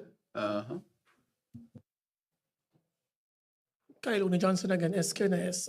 The minister preempted part of my question with the visit of Cole Palmer and his impact, but hopefully someone can speak as the impact locally, particularly among the young people he had a chance to interact with. And my second question is, we recently reopened the renovated Kim Collins Stadium. What measures, first of all, what's the impression of the new stadium, of the renovated stadium, and what, if any, measures have been put in place to ensure it does not go back to such a state of dilapidation? And maybe the minister can also explain why he didn't win the exhibition race. I will let the minister go ahead and answer. Thank you for that, Mr. Johnson. In regards to the exhibition race, I went to church on Sunday, and the pastor did the word on being hospitable and accommodating people in your home. And so I was accommodating those to allow them to feel very good while they were at my home. So that, I let them win. But beyond that, the truth is, as it relates to the stadium, which has been a long talk, years of neglect has caused that stadium to be where it is. Where it was. Good correction. Where it was. The previous government had neglected that stadium significantly. But it wasn't just years of neglect. It was also bad decisions. And I said bad decisions in the case of some of the events hosted there and how they were allowed to erect certain things around the facility. Didn't consider the damage that it will do to the facility. And so those decisions that were made by the previous government caused the track to be in the state that it was. We won't be making those same decisions. I can guarantee you that. But beyond that, because we understand the importance of sports and sport development, we have also been ensuring that our efforts are putting all resources to ensuring that track remains in the best condition. And that started by selecting the right track developer. The track developer that we selected has a legacy of doing very good tracks, but not just that. The tracks are actually easier to repair if damaged. And these are some of the things that we have considered. But I could also say that we're even taking steps beyond just that. So we're looking at security of the venue. We're looking at maintenance, terms of use, all these things that are part of what we're doing to maintain that venue standard. But even beyond that, we are looking at other things to ensure that St. Kitts and Nevis never has to go without having a national stadium in any sport ready for highest level of use. So we're looking at all these things. I don't want to take the first part of the question away from the minister, but I could say from the area of sports and sporting development while I'm on the mic, I think Cole Palmer really touched and inspired so many of our young footballers. But I will let the Minister of Tourism take that even further. Thank you. Okay, so thank you. When we reached out to the agents for coal, clearly the objective was to make sure that we get our destination visible within the UK market. He is only 23 and an excellent footballer, but somewhat introverted. And so we had to be careful in terms of what events we had planned and, on the itinerary. But from the time he landed, though, and he was greeted by some of our young, enthusiastic, ambitious, those looking forward to being footballers, he lighted up. And he asked for more activities where he would be exposed to meet with, where he'd have the opportunity to meet with our upcoming footballers. All of this, however, because I see there was some controversy, but all of this had to be approved by his team, Chelsea, his management team as well, and it had to be consistent with his brand. And so he was eager and enthusiastic. He met with a number of premier clubs. He met with a number of the football clubs. I know the academies, some of them met with him. And he even ventured into playing basketball, not officially, but, he threw some hoops when he was in Newtown. So I wasn't around for the visits, but I'm told that, the young aspiring footballers and sportsmen within our island, they were eager and happy to meet him. He was able to autograph a number of jerseys and even gave some advice to the aspiring footballers. Sorry, and if I may just briefly as well, one of the things that was inspiring for me with Cole Palmer's visit as well was a conversation that we were able to have. And one of the things he asked, are there any footballers in St. Kitts and Nevis that you think could benefit from development from clubs in the UK? And so we are actually opening up our eyes even more to see how we could facilitate that in real time. And I hope that answers your question. I thank you very much. I think there's one last question here. No. Oh, go ahead. Oh, uh-huh.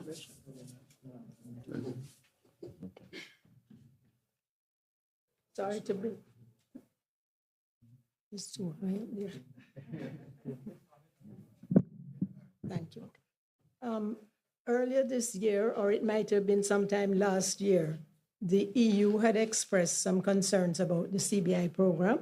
Now my head isn't so good all the time, but I think there was some talk about suspending visa-free access for some countries that have citizenship by investment programs. Am I okay, or is all in my mind, I'm not sure. Go ahead. And I think there was also some concern about security and the lack of a genuine link of these people under these programs with no direct link to the countries. All right, fair question. Thank you very much. With respect to the CBI in general, as you know, I said from the beginning that this would be the greatest challenge that I would face. And I said that for two reasons. One, because the bad decision that was made was to get our country to the point to depend on CBI, over 60% of our budget. That, I think, was a strategic error that put our country at great risk. The other matter was because the CBI, of course, does not totally, it has, other players in it, and decisions made afar can affect the CBI program. And if that is affected significantly, it can affect us, of course. And that is why I think, in other words, it had become the lifeline of St. Kitts and Nevis. I would always say it was the worst economic, fiscal decision made, because we were seeking all the time to diversify the economy after we would have learned a hard lesson from sugar. In 2005, when the factory closed and we had to seek to diversify the economy, financial services, expand tourism, and so forth, we had gotten back to the position where we had become dependent in a significant way on one sector. Notwithstanding that, we decided to make changes because we understood what was out there to protect our visa-free access and to protect the program as much as possible. And so we went through different iterations of adjustments to the law, or SRNOs, to make sure that we were adjusting accordingly so that we can accomplish both things, protect the program and make sure that we continue to have good foreign relations through visa-free access to other countries. Notwithstanding, of course, their continued discussion, I have engaged in multiple discussions, multiple fora in the Caribbean, in the US, in Europe, and so forth, dealing with the issue of the CBI program and adjusting it accordingly. We have reached the point, and something that I advocated for very strongly, is to have a regional regulator so that those of us in the Eastern Caribbean can be on the same playing field and have a standard that protects us and, of course, would allay any fears that our international partners may have with respect to our CBI program. I can safely say that in short order, we all are going to Parliament to pass a law and implement a regulator for the CBI in the Eastern Caribbean, which will answer a number of the questions that you have put forward. Questions to answer of direct link to the country. There's link, but there might be questions as to whether that can be strengthened. That is going to be answered. And I don't know if you have seen it, but there is a draft of the bill that has been circulated by the Eastern Caribbean Central Bank, which is now standing as the body to help us to usher in this regulatory body and this regulatory legal framework. It's out there, so it'd be good if you can see it, or our news agencies here can see it and give their feedback, so that can, of course, trigger down or filter down into the final law that is to be implemented. So we have come a very long way, and I think this is a tremendous positive step in the right direction.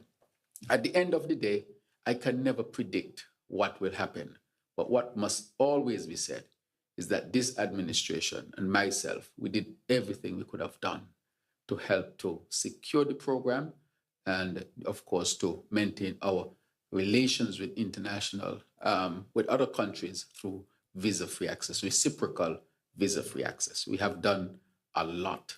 And so this is the last part, and we really hope that we have done enough. However, we cannot predict all of the decisions that are to be made with respect to what other countries will do. But we continue to be strong diplomatically. We continue to strengthen relations so that we can achieve both. So you're not wrong. You have heard something, and that is where we are at this particular time. So the bill is out, the draft bill for inputs, and I hope you may be able to give an input as well. I think, yeah, go ahead. Yes, you can move right into your final reflection. Or just to wrap up, based on the time. Okay, so I would take the opportunity and give each member 2 minutes, and I because let them sum up very quickly the big things that they have delivered in these 3 years. And I know each member here, I know it's hard because each has delivered so much. But in 2 minutes, if they just list a couple of the great achievements, what they look forward to achieve so that we can get through it quickly. But I really am proud of this team and what each member has accomplished as a minister and a member of this cabinet. So I'll start with the Honorable Marsha Henderson, who just because she's at the end and we work our way up. Okay, so I'm going to start the battle. Thank you, Prime Minister. So for us, within the first, it's 3 years already. It feels, like it was just the other day, but we've, within tourism and labor and employment. First in tourism, the objective really was to make the sector not seasonal, but year-round. And we've made significant strides within the 3 years. Yesterday, I came in on a flight, and this is July. And usually in July, the seats are not filled. People are going out, but the flight was filled to capacity. And that's us, all the efforts in terms of ramping up marketing, increasing lift and all the other things. Looking at our offerings, we've managed to move the sector from, usually where it ends in April. And we have these flights still coming in filled up to, let's say, August. So we just struggle with September and October. We will continue, and hopefully at some point in time, we will have year-round, flights. We have the legacy carriers coming back, so a number of them are out. They're coming. This is the shoulder period, both for airlift and for cruise. And we have the legacy carriers coming back in November. We've met with all of them. So the Deltas, the American has stayed. United Airlines continues. It ends. All of the carriers are coming back. During this time, we are going to be doing some training. We've been meeting with all the stakeholders. We have taxi and tour. We've closed off applications for persons interested in taxi and tour operations. PM, just give me some time. This is important because we get a number of calls for persons wishing to, with their applications. There's been no real training for the industry. No real training as it comes to tour and taxis, and we're putting on the training from the end of August. The days will be published. We've met with the taxi presidents as well and those who we consulted. We had over 500 applications, and based on what the law says, we've narrowed it down to about 197. So the training starts at the end of August up to October. We will have those training sessions, and we would at that time determine who we will be admitting.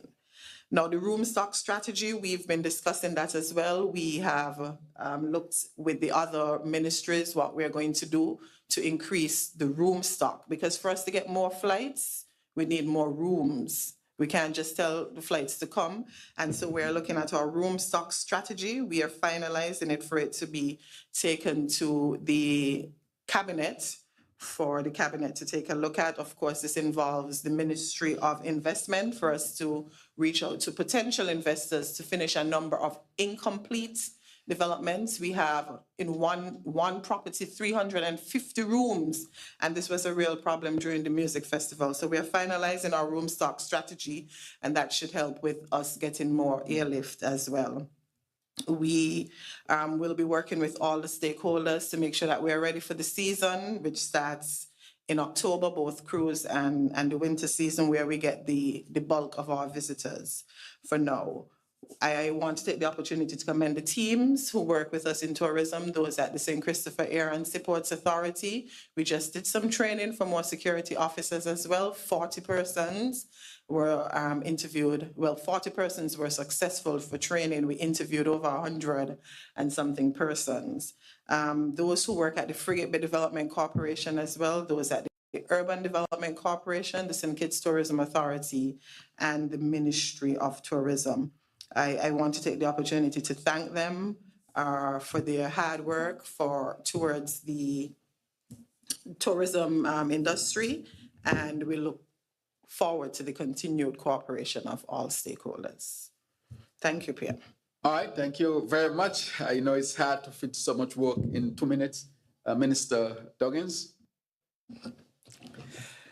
PM, advice now. 2 minutes. 2 minutes. So let's go through it. In agriculture, I think it's fair to say that we've done exceptional work.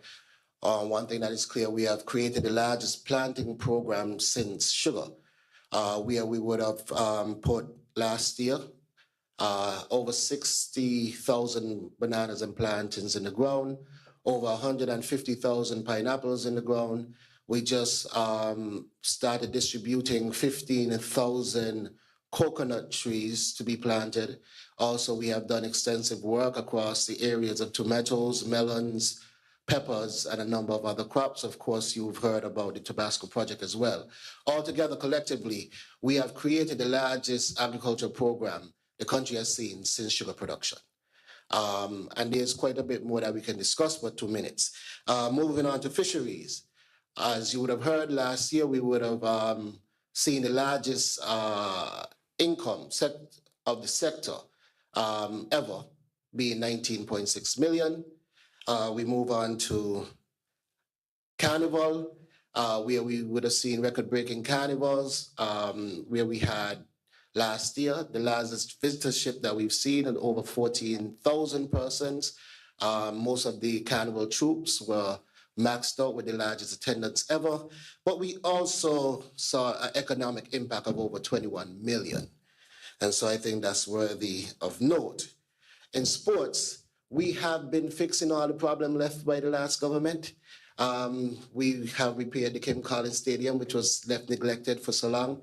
Basketball City is now underway, which has been neglected for so long, and a number of other stadiums. We built the Connery Stadium over in Connery from scratch. We have repaired the Newtown Stadium. We have repaired the Halfway Stadium. We have done some work at St. Paul's, but there's quite a bit that we have done in fixing the problems left by the last administration. But beyond that, we also brought sports back into schools, where we had cricket, football, and netball reinstituted across all primary and all high schools and even the tertiary level. And that, again, had been out for some time. So, again, I think that's worthy of note. In the Ministry of Small Business, first of all, we created that ministry back in 2022, and we have given a mandate to the sector. And over that time, we have had the chance to work with financial institutions where hundreds of small business owners would have received financing, whether it be loans or grants in different cases. But we are also now, through our Building Bankable Businesses program, preparing another cohort of small businesses to be able to be financially capable to access financing through financial institutions. Moving on to the creative economy.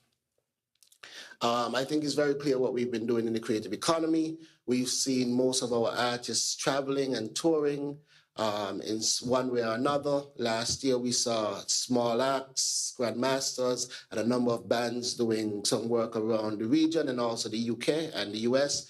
Last year for Miami's Carnival, we had the largest number of local performers ever in the US at one time.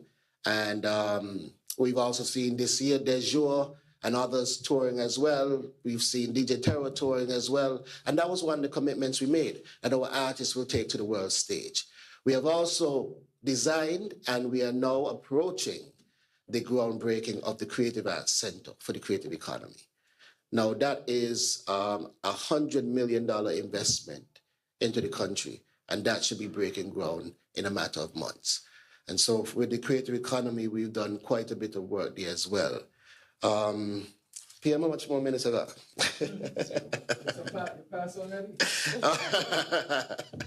But just to say, you know, we continue working hard across all ministries. We do our quarterly press conferences, and so I'll ask the press to just keep up to date every quarter as we continue to bring information to you, the press and the general public by extension. Thank you. Thank you very much, Minister. Now on to Minister Maynard. 2 minutes. Let's try.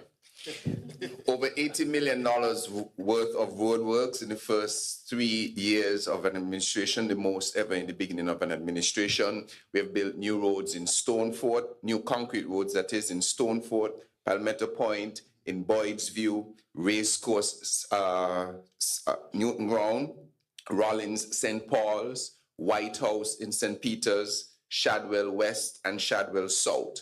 We have also embarked on an aggressive resurfacing campaign from Warner Park, Bay Road East, Boyd's Village, Market Street, Spot Street, Lower Monkey Hill, Fort Lands, Wigley Avenue, Trafalgar, Otley's Village, Harris's, Limekeel Housing, Limekeel Abattoir Road area, New Road East, Southwell Drive, Industrial Side, George Street. We're right now in Sandy Point. We're heading to George Street. Heading to Infirmary Road and Trafalgar area, and heading to New Road, Cleco Housing, Halfway Tree, Tabernacle, Molyneux, and Wingfield. Very aggressive. We have provided technical support to all of the ministries that require the technical support to public works, whether it is the new stadium at Connery, whether it is the Kim Collins Stadium, whether it is the MRI building for the Ministry of Health, whether it is the upgrade of schools, any of those projects that require the technical assistance. We have done so by increasing the capacity at Public Works. We have 4 Cuban engineers that are part of our team now to expand our ability to handle so many of government's projects. In energy, we are embarking on a $40 million expansion of the Needmust power plant that will upgrade by 18 megawatts worth of power. That is significant. That is more than 50% upgrade of our present capacity. We have given unprecedented support to the Nevis Island Administration, NEVLEC, and obviously from a federal perspective on geothermal in terms of identifying finance, securing finance, and supporting at all levels in our international encounters. We are now in the middle of a transaction advisory process to attract the best solar and battery energy developers from across the region and the world. That is ongoing, and you will get further input on that as we intend to close that process out shortly. When it comes to water, we have returned K-On to 24-hour water. That is all those persons who live just below the tank itself, because there are some customers that live above the tank and obviously they won't be able to, a small amount. And so we're building a new tank in K-On to facilitate that. So K-On, after many decades, has been returned to 24-hour water. We are building a historic 2 million gallon per day desal plant that will help aid in bringing Bastia and its environs back to 24-hour water. And we're presently we have completed this survey of potential aquifers around the entire island of St. Kitts and about to drill for wells to bring the remainder of the island to 24-hour water. In ICT, we have engaged in the development of a digital EID such that every citizen of St. Kitts and Nevis will have a unique identifier that is linked to all of their relevant information, and only persons with the requisite authority can access that information. So for instance, when you go to a bank, say for instance, it will have access to your police certificate or your birth certificate, so you don't have to run from area to area. We have set up what is called the Digital Transformation Management Unit, who is responsible for overseeing the e-government transformation of the entire federal government, so that services can be brought to you more efficiently and effectively. In terms of posts, we have started what is called a national addressing system, where we have onboarded, for ICT, I forgot to mention that we have onboarded one of the world's foremost consultants in the area of digital transformation called Cybernetica, who is out of Estonia, where the birthplace of digital government happened. And so we are glad to have them on our team after a procurement process. They were identified as the best suit for what we want to do. In post, we are presently doing a national addressing system to finally name and provide fixed addresses for every property in St. Kitts and Nevis. We have onboarded also a very good consultant who was responsible for the development of these systems, for instance, in Washington, D.C. They recently completed one in one of the islands in the U.S. Virgin Islands. And so we're very happy to be dealing with them. They have had their initial visits, and now they're doing their recommendations of how we're going to move to a point where your address will now be 4 Ebony Brandon Street, Tabernacle, XYZ with a postal code, as opposed to around the shop by the red car. Thank you very much, Mr. Prime Minister. You're very much welcome. I'll now pass it on. The AG is online. AG, to just 2 minutes to just wrap up. Prime Minister, good morning or good afternoon again. We've been very active at the Attorney General's office, particularly with drafting laws. We have been able to table 87 bills in Parliament, of which after this week would have passed. After this week is completed, we will pass around 77 of them. So we've been very active on that front, and those laws have been for the betterment of all the people in St. Kitts and Nevis.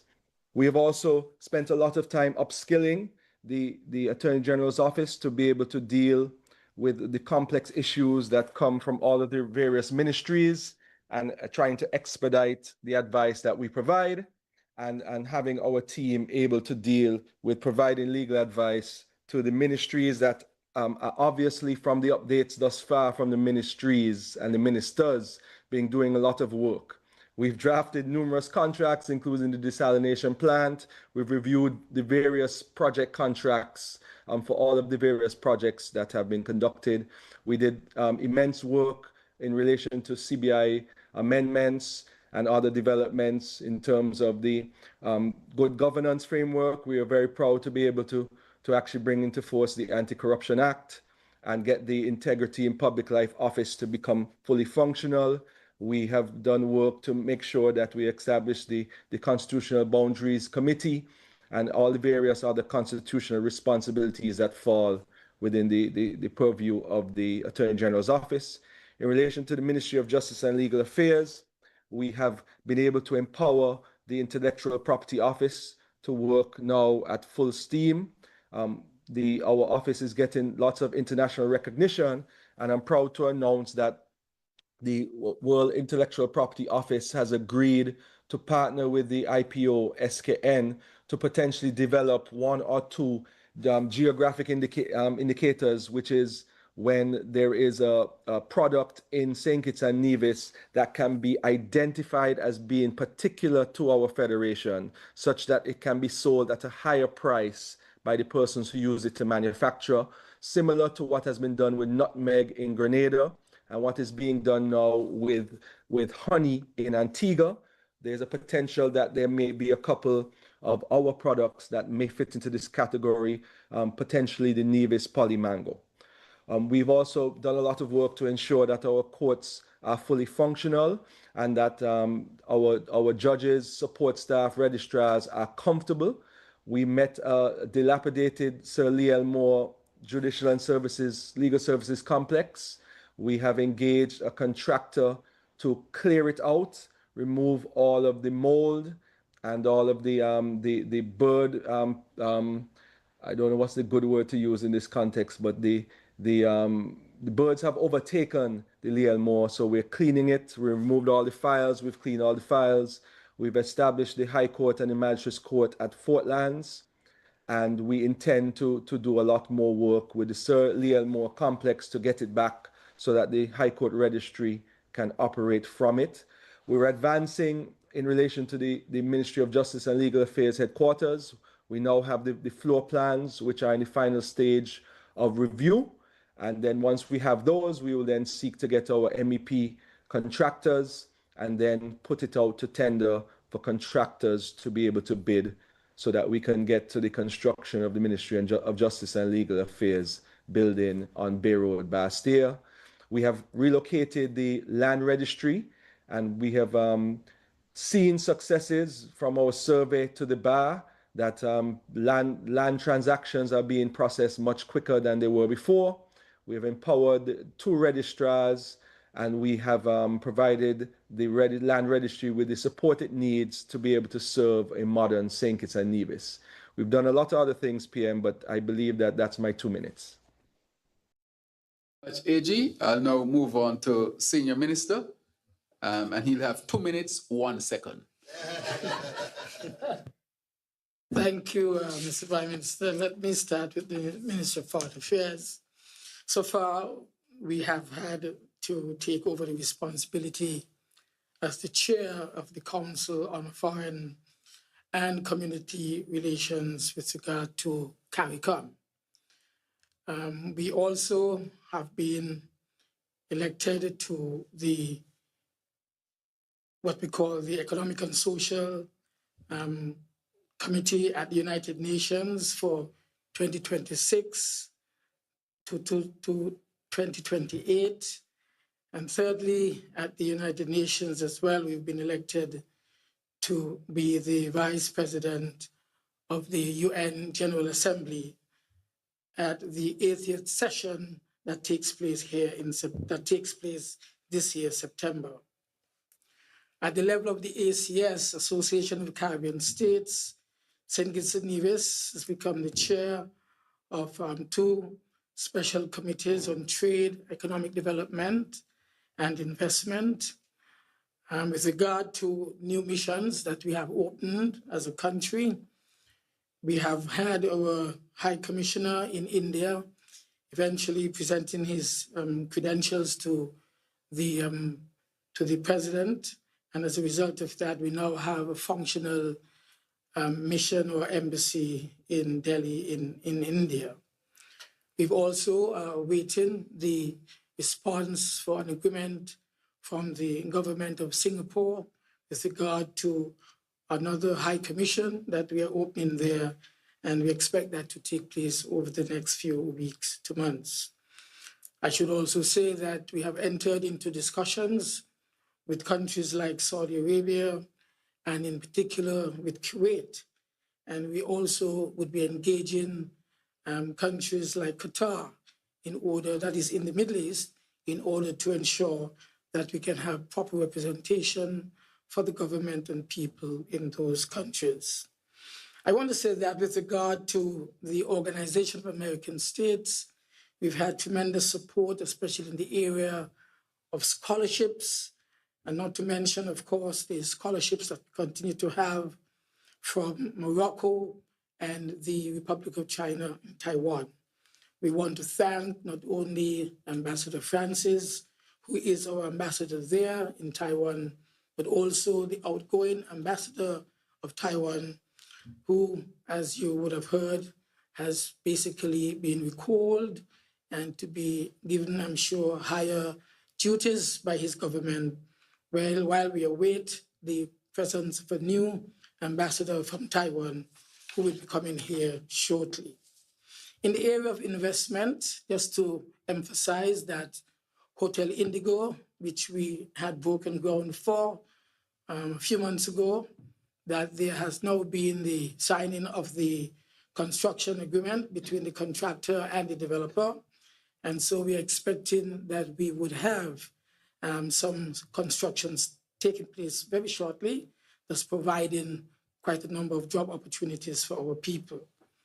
We continue in discussions with the developers of the Taj Hotel and Spa, which is a brand, a very high luxury brand coming out of India and in Asia generally.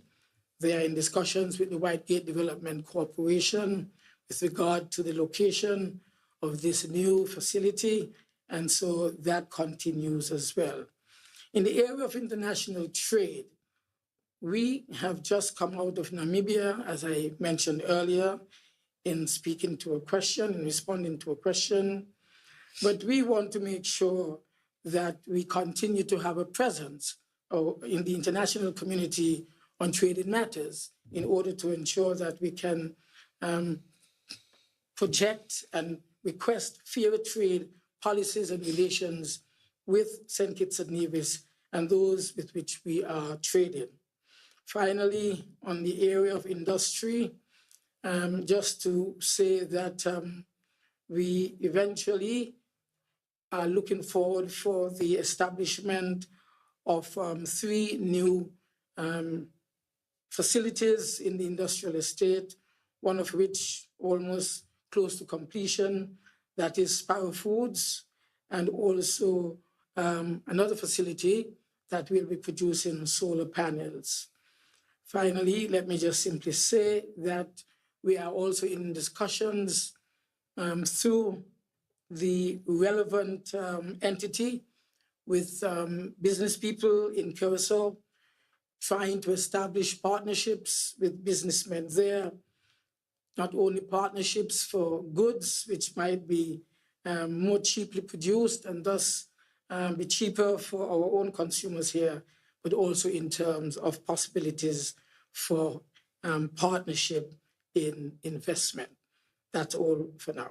Thank you. Well, let me simply say, finally, that because of the importance of the CBI in terms of facilitating investment in the country, we continue as a ministry to be engaged at the level of the Foreign Affairs to ensure that discussions, especially with the United States of America and discussions with the European Union, are properly facilitated so that at the end of the day, we would still have this facility to assist us in attracting new investors and investment to our country. Thank you. Thank you very much. Now to the Deputy Prime Minister, Honorable Dr. Honorable Hanley. Yes. You have 2 minutes, 2 seconds. Thank you very much, Honorable Prime Minister, and I'll try my best. As a teacher, I remember my days in the classroom where you had to be repeating stuff because you were dealing with children with different abilities, and sometimes they would ask you the same question that you would have shared or the concept that you would have taught. And I bring that in light of what's happening in the atmosphere, that we are delivering on our housing, as the Prime Minister indicated, that I probably should be blowing my trumpet a little bit more. 183 homes would have been completed across the various constituencies. And as a teacher, I must say, when you compare the time frame of 2015 to now, the 3 years, the former administration, they built 164 homes in that period of time. It therefore means that we have broken that record. That 183 homes has nothing to do with the 75 that is presently under construction, including the 4 apartment building that is near completion on East Street, and in West Street, you will see the 8 apartment building being constructed. In quick time, matter of fact, Honorable Samuel would be able to attest to this. Work would have started already in Harry Phipps, where we are starting the cluster homes down there. That will be an additional 50 homes in completion, Harry Phipps, Atlas Village, Sandy Point, and Race Course. So if you were to add up all of those, all being well, long before this year is done, 326 homes would be either completed or near completion, housing moving in the right direction. And we did not spend a cent to East Coast. We did not spend 1 cent to East Coast. I must bring that to our attention. Work continue in East Street, as later August, the one will be completed, and right after that, we're going to take down another building, so that will be families for another 4 apartments. And the West Street project, when completed, 5 buildings with 8 apartments in each, will have 22 2-bedroom units, 4 3-bedroom units, 4 1-bedroom units, and we're building 4 special studio designated for the building supervisors. Those of you who are familiar with New York concept would know that we call them soup in New York, because as we build these buildings, we have to make sure that they're well maintained and persons do not vandalize them. Of course, over the time, we would have invested close to $1 million on renovation work and upgrades at the Gardens housing project. So those tenants, they are much more comfortable. Moving right along, in terms of the Newtown Community Center, in my constituency as well, we are quite aware that there's an active seniors daycare program that have been happening for quite a while now, over a year, in not only in East Bastia, but in St. Peter's and also St. Paul's, and there will be the expansion of the others. We are supporting our seniors as it relates to the aging in dignity. You have seen them all over, exposed to the movies, the art and craft, the playing domino, making kites, and of course, one of the most important elements of their gathering is their spiritual gathering. So the devotions and pastors and other persons go in and make sure that they are in order. I mentioned earlier that the Bastia High School have started, and so over in Molyneux, the Joshua Obadiah Williams Primary School, construction have started on the 3 buildings over there. 3 active contractors are over there. When it comes to education, moving as swiftly as I can, this year, 28 scholarships for Taiwan, the most we have ever had. And of course, the government continues to support other students who are studying at Monroe University and other universities where they can get a study grant. And of course, we continue to pay the economic costs for our students at UWI. I'm happy to report that starting in September for the first time, the Ministry of Education has a relationship with the Open University of Tanzania, where about 24 of our teachers would be given scholarships to upgrade themselves in bachelor's degree in education. And this is through our partnership as well with UNESCO. And I am happy to report that we are the first country in the Caribbean to have this arrangement. And I should also add, we are in discussion and pre-drafting of a memorandum of understanding with the Open University of Kenya, who will be assisting us with our TVET scholarships and our TVET training. And while I'm on TVET, a big deal will happen next month where the first cohort of students would be receiving their NVQ. We have had many years of talking about this. The reality is just before us. Next month, we'll have those persons receiving their certificate. Early childhood is celebrating 40 years this year, and I'm happy that under my watch, I was able to introduce vacation for our teachers and care providers in those institutions. Other than just having vacation once per year, they are now having vacations in the Easter, and we are going to continue to work through this. And of course, all of those in the private sector, they now can go and apply for their business license, so they are certified as early childhood providers or care providers, and they can now apply to the bank for loans. This has never happened before. The school upgrades continue. I think I've been repeating this over and over in terms of the dilapidated state that I would have met most of our schools. We are doing extensive work over the summer vacation to bring them up to the standard that we would want. We know we would not be able to do all that we'd like to do based on what we have.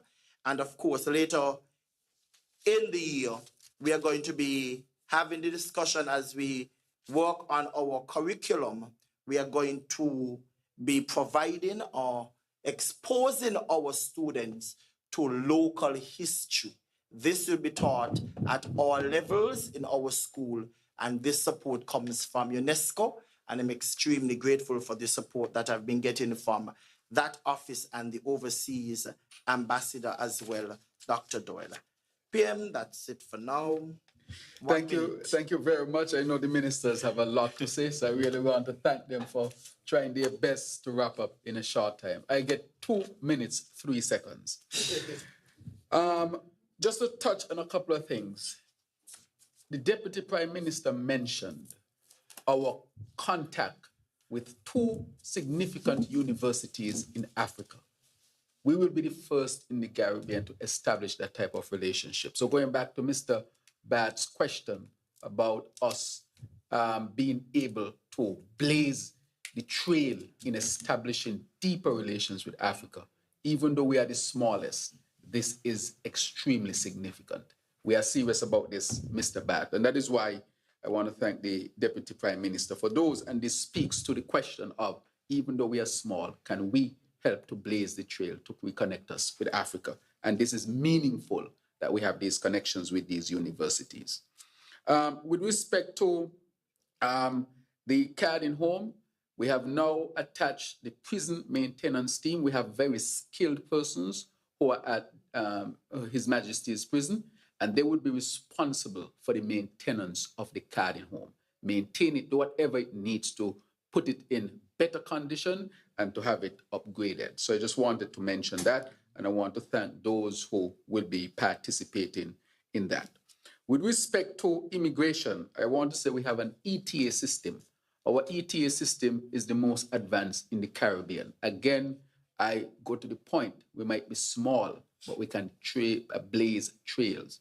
We have it. And we had larger countries, for example, Guyana came to take a look at our ETA system, and they are now going to adopt our ETA system in Guyana. It is very efficient. In 3 seconds, you walk to the airport. I told people you just walk to the airport, the immigration, and it's happening. We have also been judged, again, the best new passport in the world. In the world. Again, we are small, but we are blazing the trail. Our size does not limit us. And I want that to be understood. And to just say the point, to close it off, small but with Talawa, really, I think they say in Jamaica, we little but with Talawa. So it's a Caribbean thing, but let's give credit to who credit is due. But it's an excellent adage that also applies to St. Kitts and Nevis.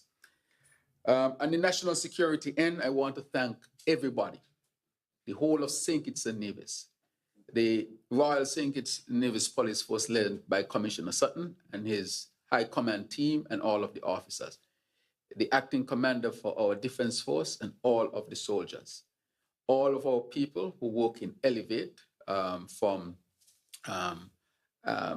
Hodge all the way down to Miss Williams and the others who are there. So many names to mention, Dr. Powell and the others. I want to thank social services, education, the Chamber of Commerce and Industry. I want to thank the clergy. This has been a Herculean effort. Everybody has been engaged with respect to this. I'm from the Secretariat to thank Mr. Hans Richards and Ms. Avalon Carey, Eartha Carey, who has been doing tremendous work, and of course, Minister Iselin Phillip, who is helping with the programming, with our public relations, Ms. Ebony Brandon, and all those, the PS from my office, PS Naima Hazel. It has been a Herculean task which has involved the whole of society. The tremendous success we have had is credited to all of us, because only all of us can really do it. Even those from the opposition who heed the call and attended the sessions. I want to thank them as well. With respect to health, I want to update, well, with respect to national security, we have just launched our 3rd iteration of the football camp. the crime prevention football camp. We have over 300 young people, male and female. We have through sport from the United Kingdom, which is a professional group that use football to help young people to become good people using football. At the same time, honing their skills, not just on the football field, but as human beings. And I want to thank the British Embassy for sponsoring and helping us in collaborating with us to make that a success. I want to thank the corporate community in St. Kitts and Nevis. I want to thank the Citizen Secretariat as well, National Security, the National Intervention Team from National Security, because we see that dealing with the issue of crime and violence has to be holistic from a public health approach, not just punitive, where you want to just lock up people and throw away the key. How about we put things in place so they don't reach the point where they get involved in gangs? I want to say to our young people, keep away from gangs. Gangs are bad. They only lead to three things: death, hospital, jail, and embarrassment for your family. Gangs are bad. They don't have any future. Choose something wholesome. Go and play football. We also had a master class with the sheriff from Trinidad and Tobago, who is a producer who has worked with people like Michael Montana and so forth. And he did a master class, and we had over 50 young people in the creative space who attended that master class. And that is another way in which we are using alternative means to get our young people, our people in general, on the straight and narrow, and to reject a life of crime and violence, which ends in just all bad things, really. With respect to health, I want to talk about the ambulances. We have about 9 ambulances in order, 9. And the first 2 are supposed to come the end of this month. There was a slowdown. We were informed by TDC. The slowdown was because of the war in Ukraine that affected the supply chain. Otherwise, we would have received these ambulances a while back. But I want to thank TDC for their straightforwardness and for working hard to make sure that we get those ambulances. The first 2 should be here at the end of this month. By November, we should have all on island, barring nothing new comes up. But they're on track to be here in St. Kitts and Nevis. At the hospital, we have added a pastor.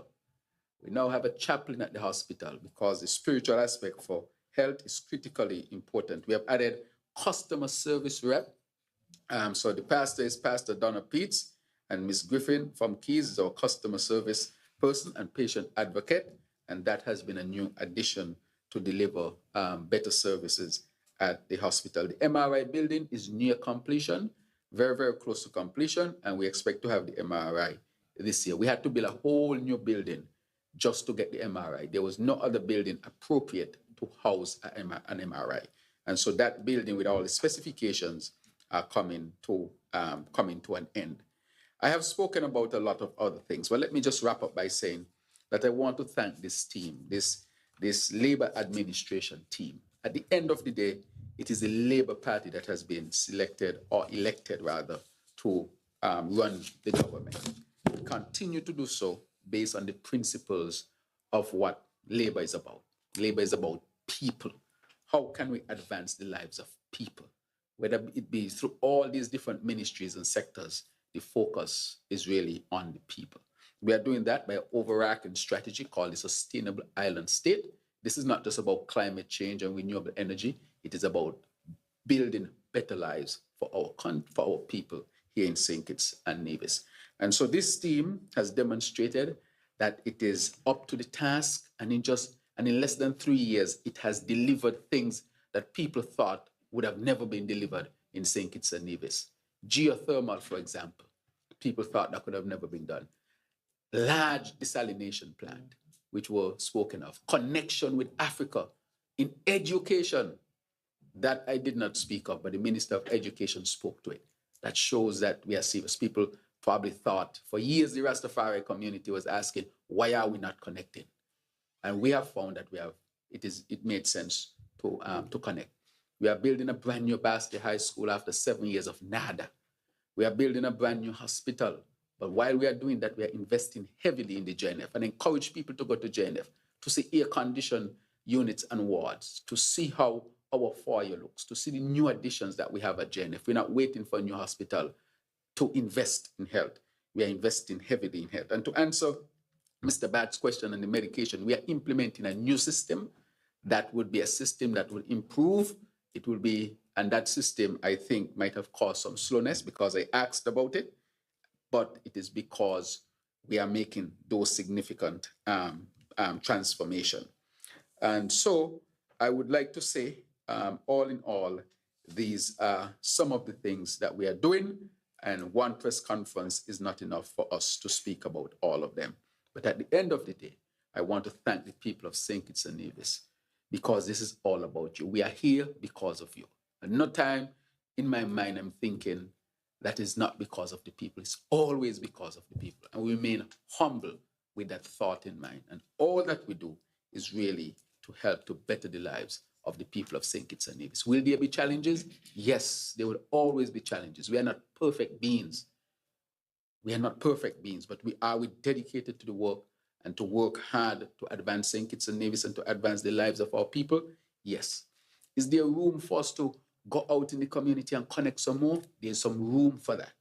We have been, of course, doing a lot of work within the government to run the government, but there's always room for improvement. And we are humble enough to see that, to listen to that, and to work to improve upon that. So we welcome the feedback of the people, because without your feedback, we would never know what we can make better. So hearing your criticisms, hearing your suggestions and your ideas, those things help us, so that if we are going on a course and we off a little bit, we're going to bring us back on course. So we are listening, and we are doing so in a very humble way. So we want to thank the people for their suggestions, for their criticisms, for their ideas, because those things help us to get it better and better as we go along. And I lastly say today that we are grateful again to have come before the people of St. Kitts and Nevis, and we will continue to come in a very open and transparent way. Thank you very much, and may God bless all of you. Thank you, Prime Minister, once again. As we close today's press conference, allow me to offer a few words of appreciation to the members of the media.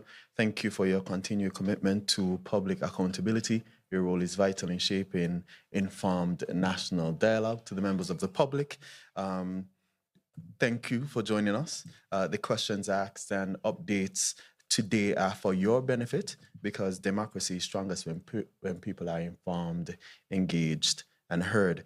And to the members of Cabinet, thank you for your leadership, your presence, and your shared dedication to service.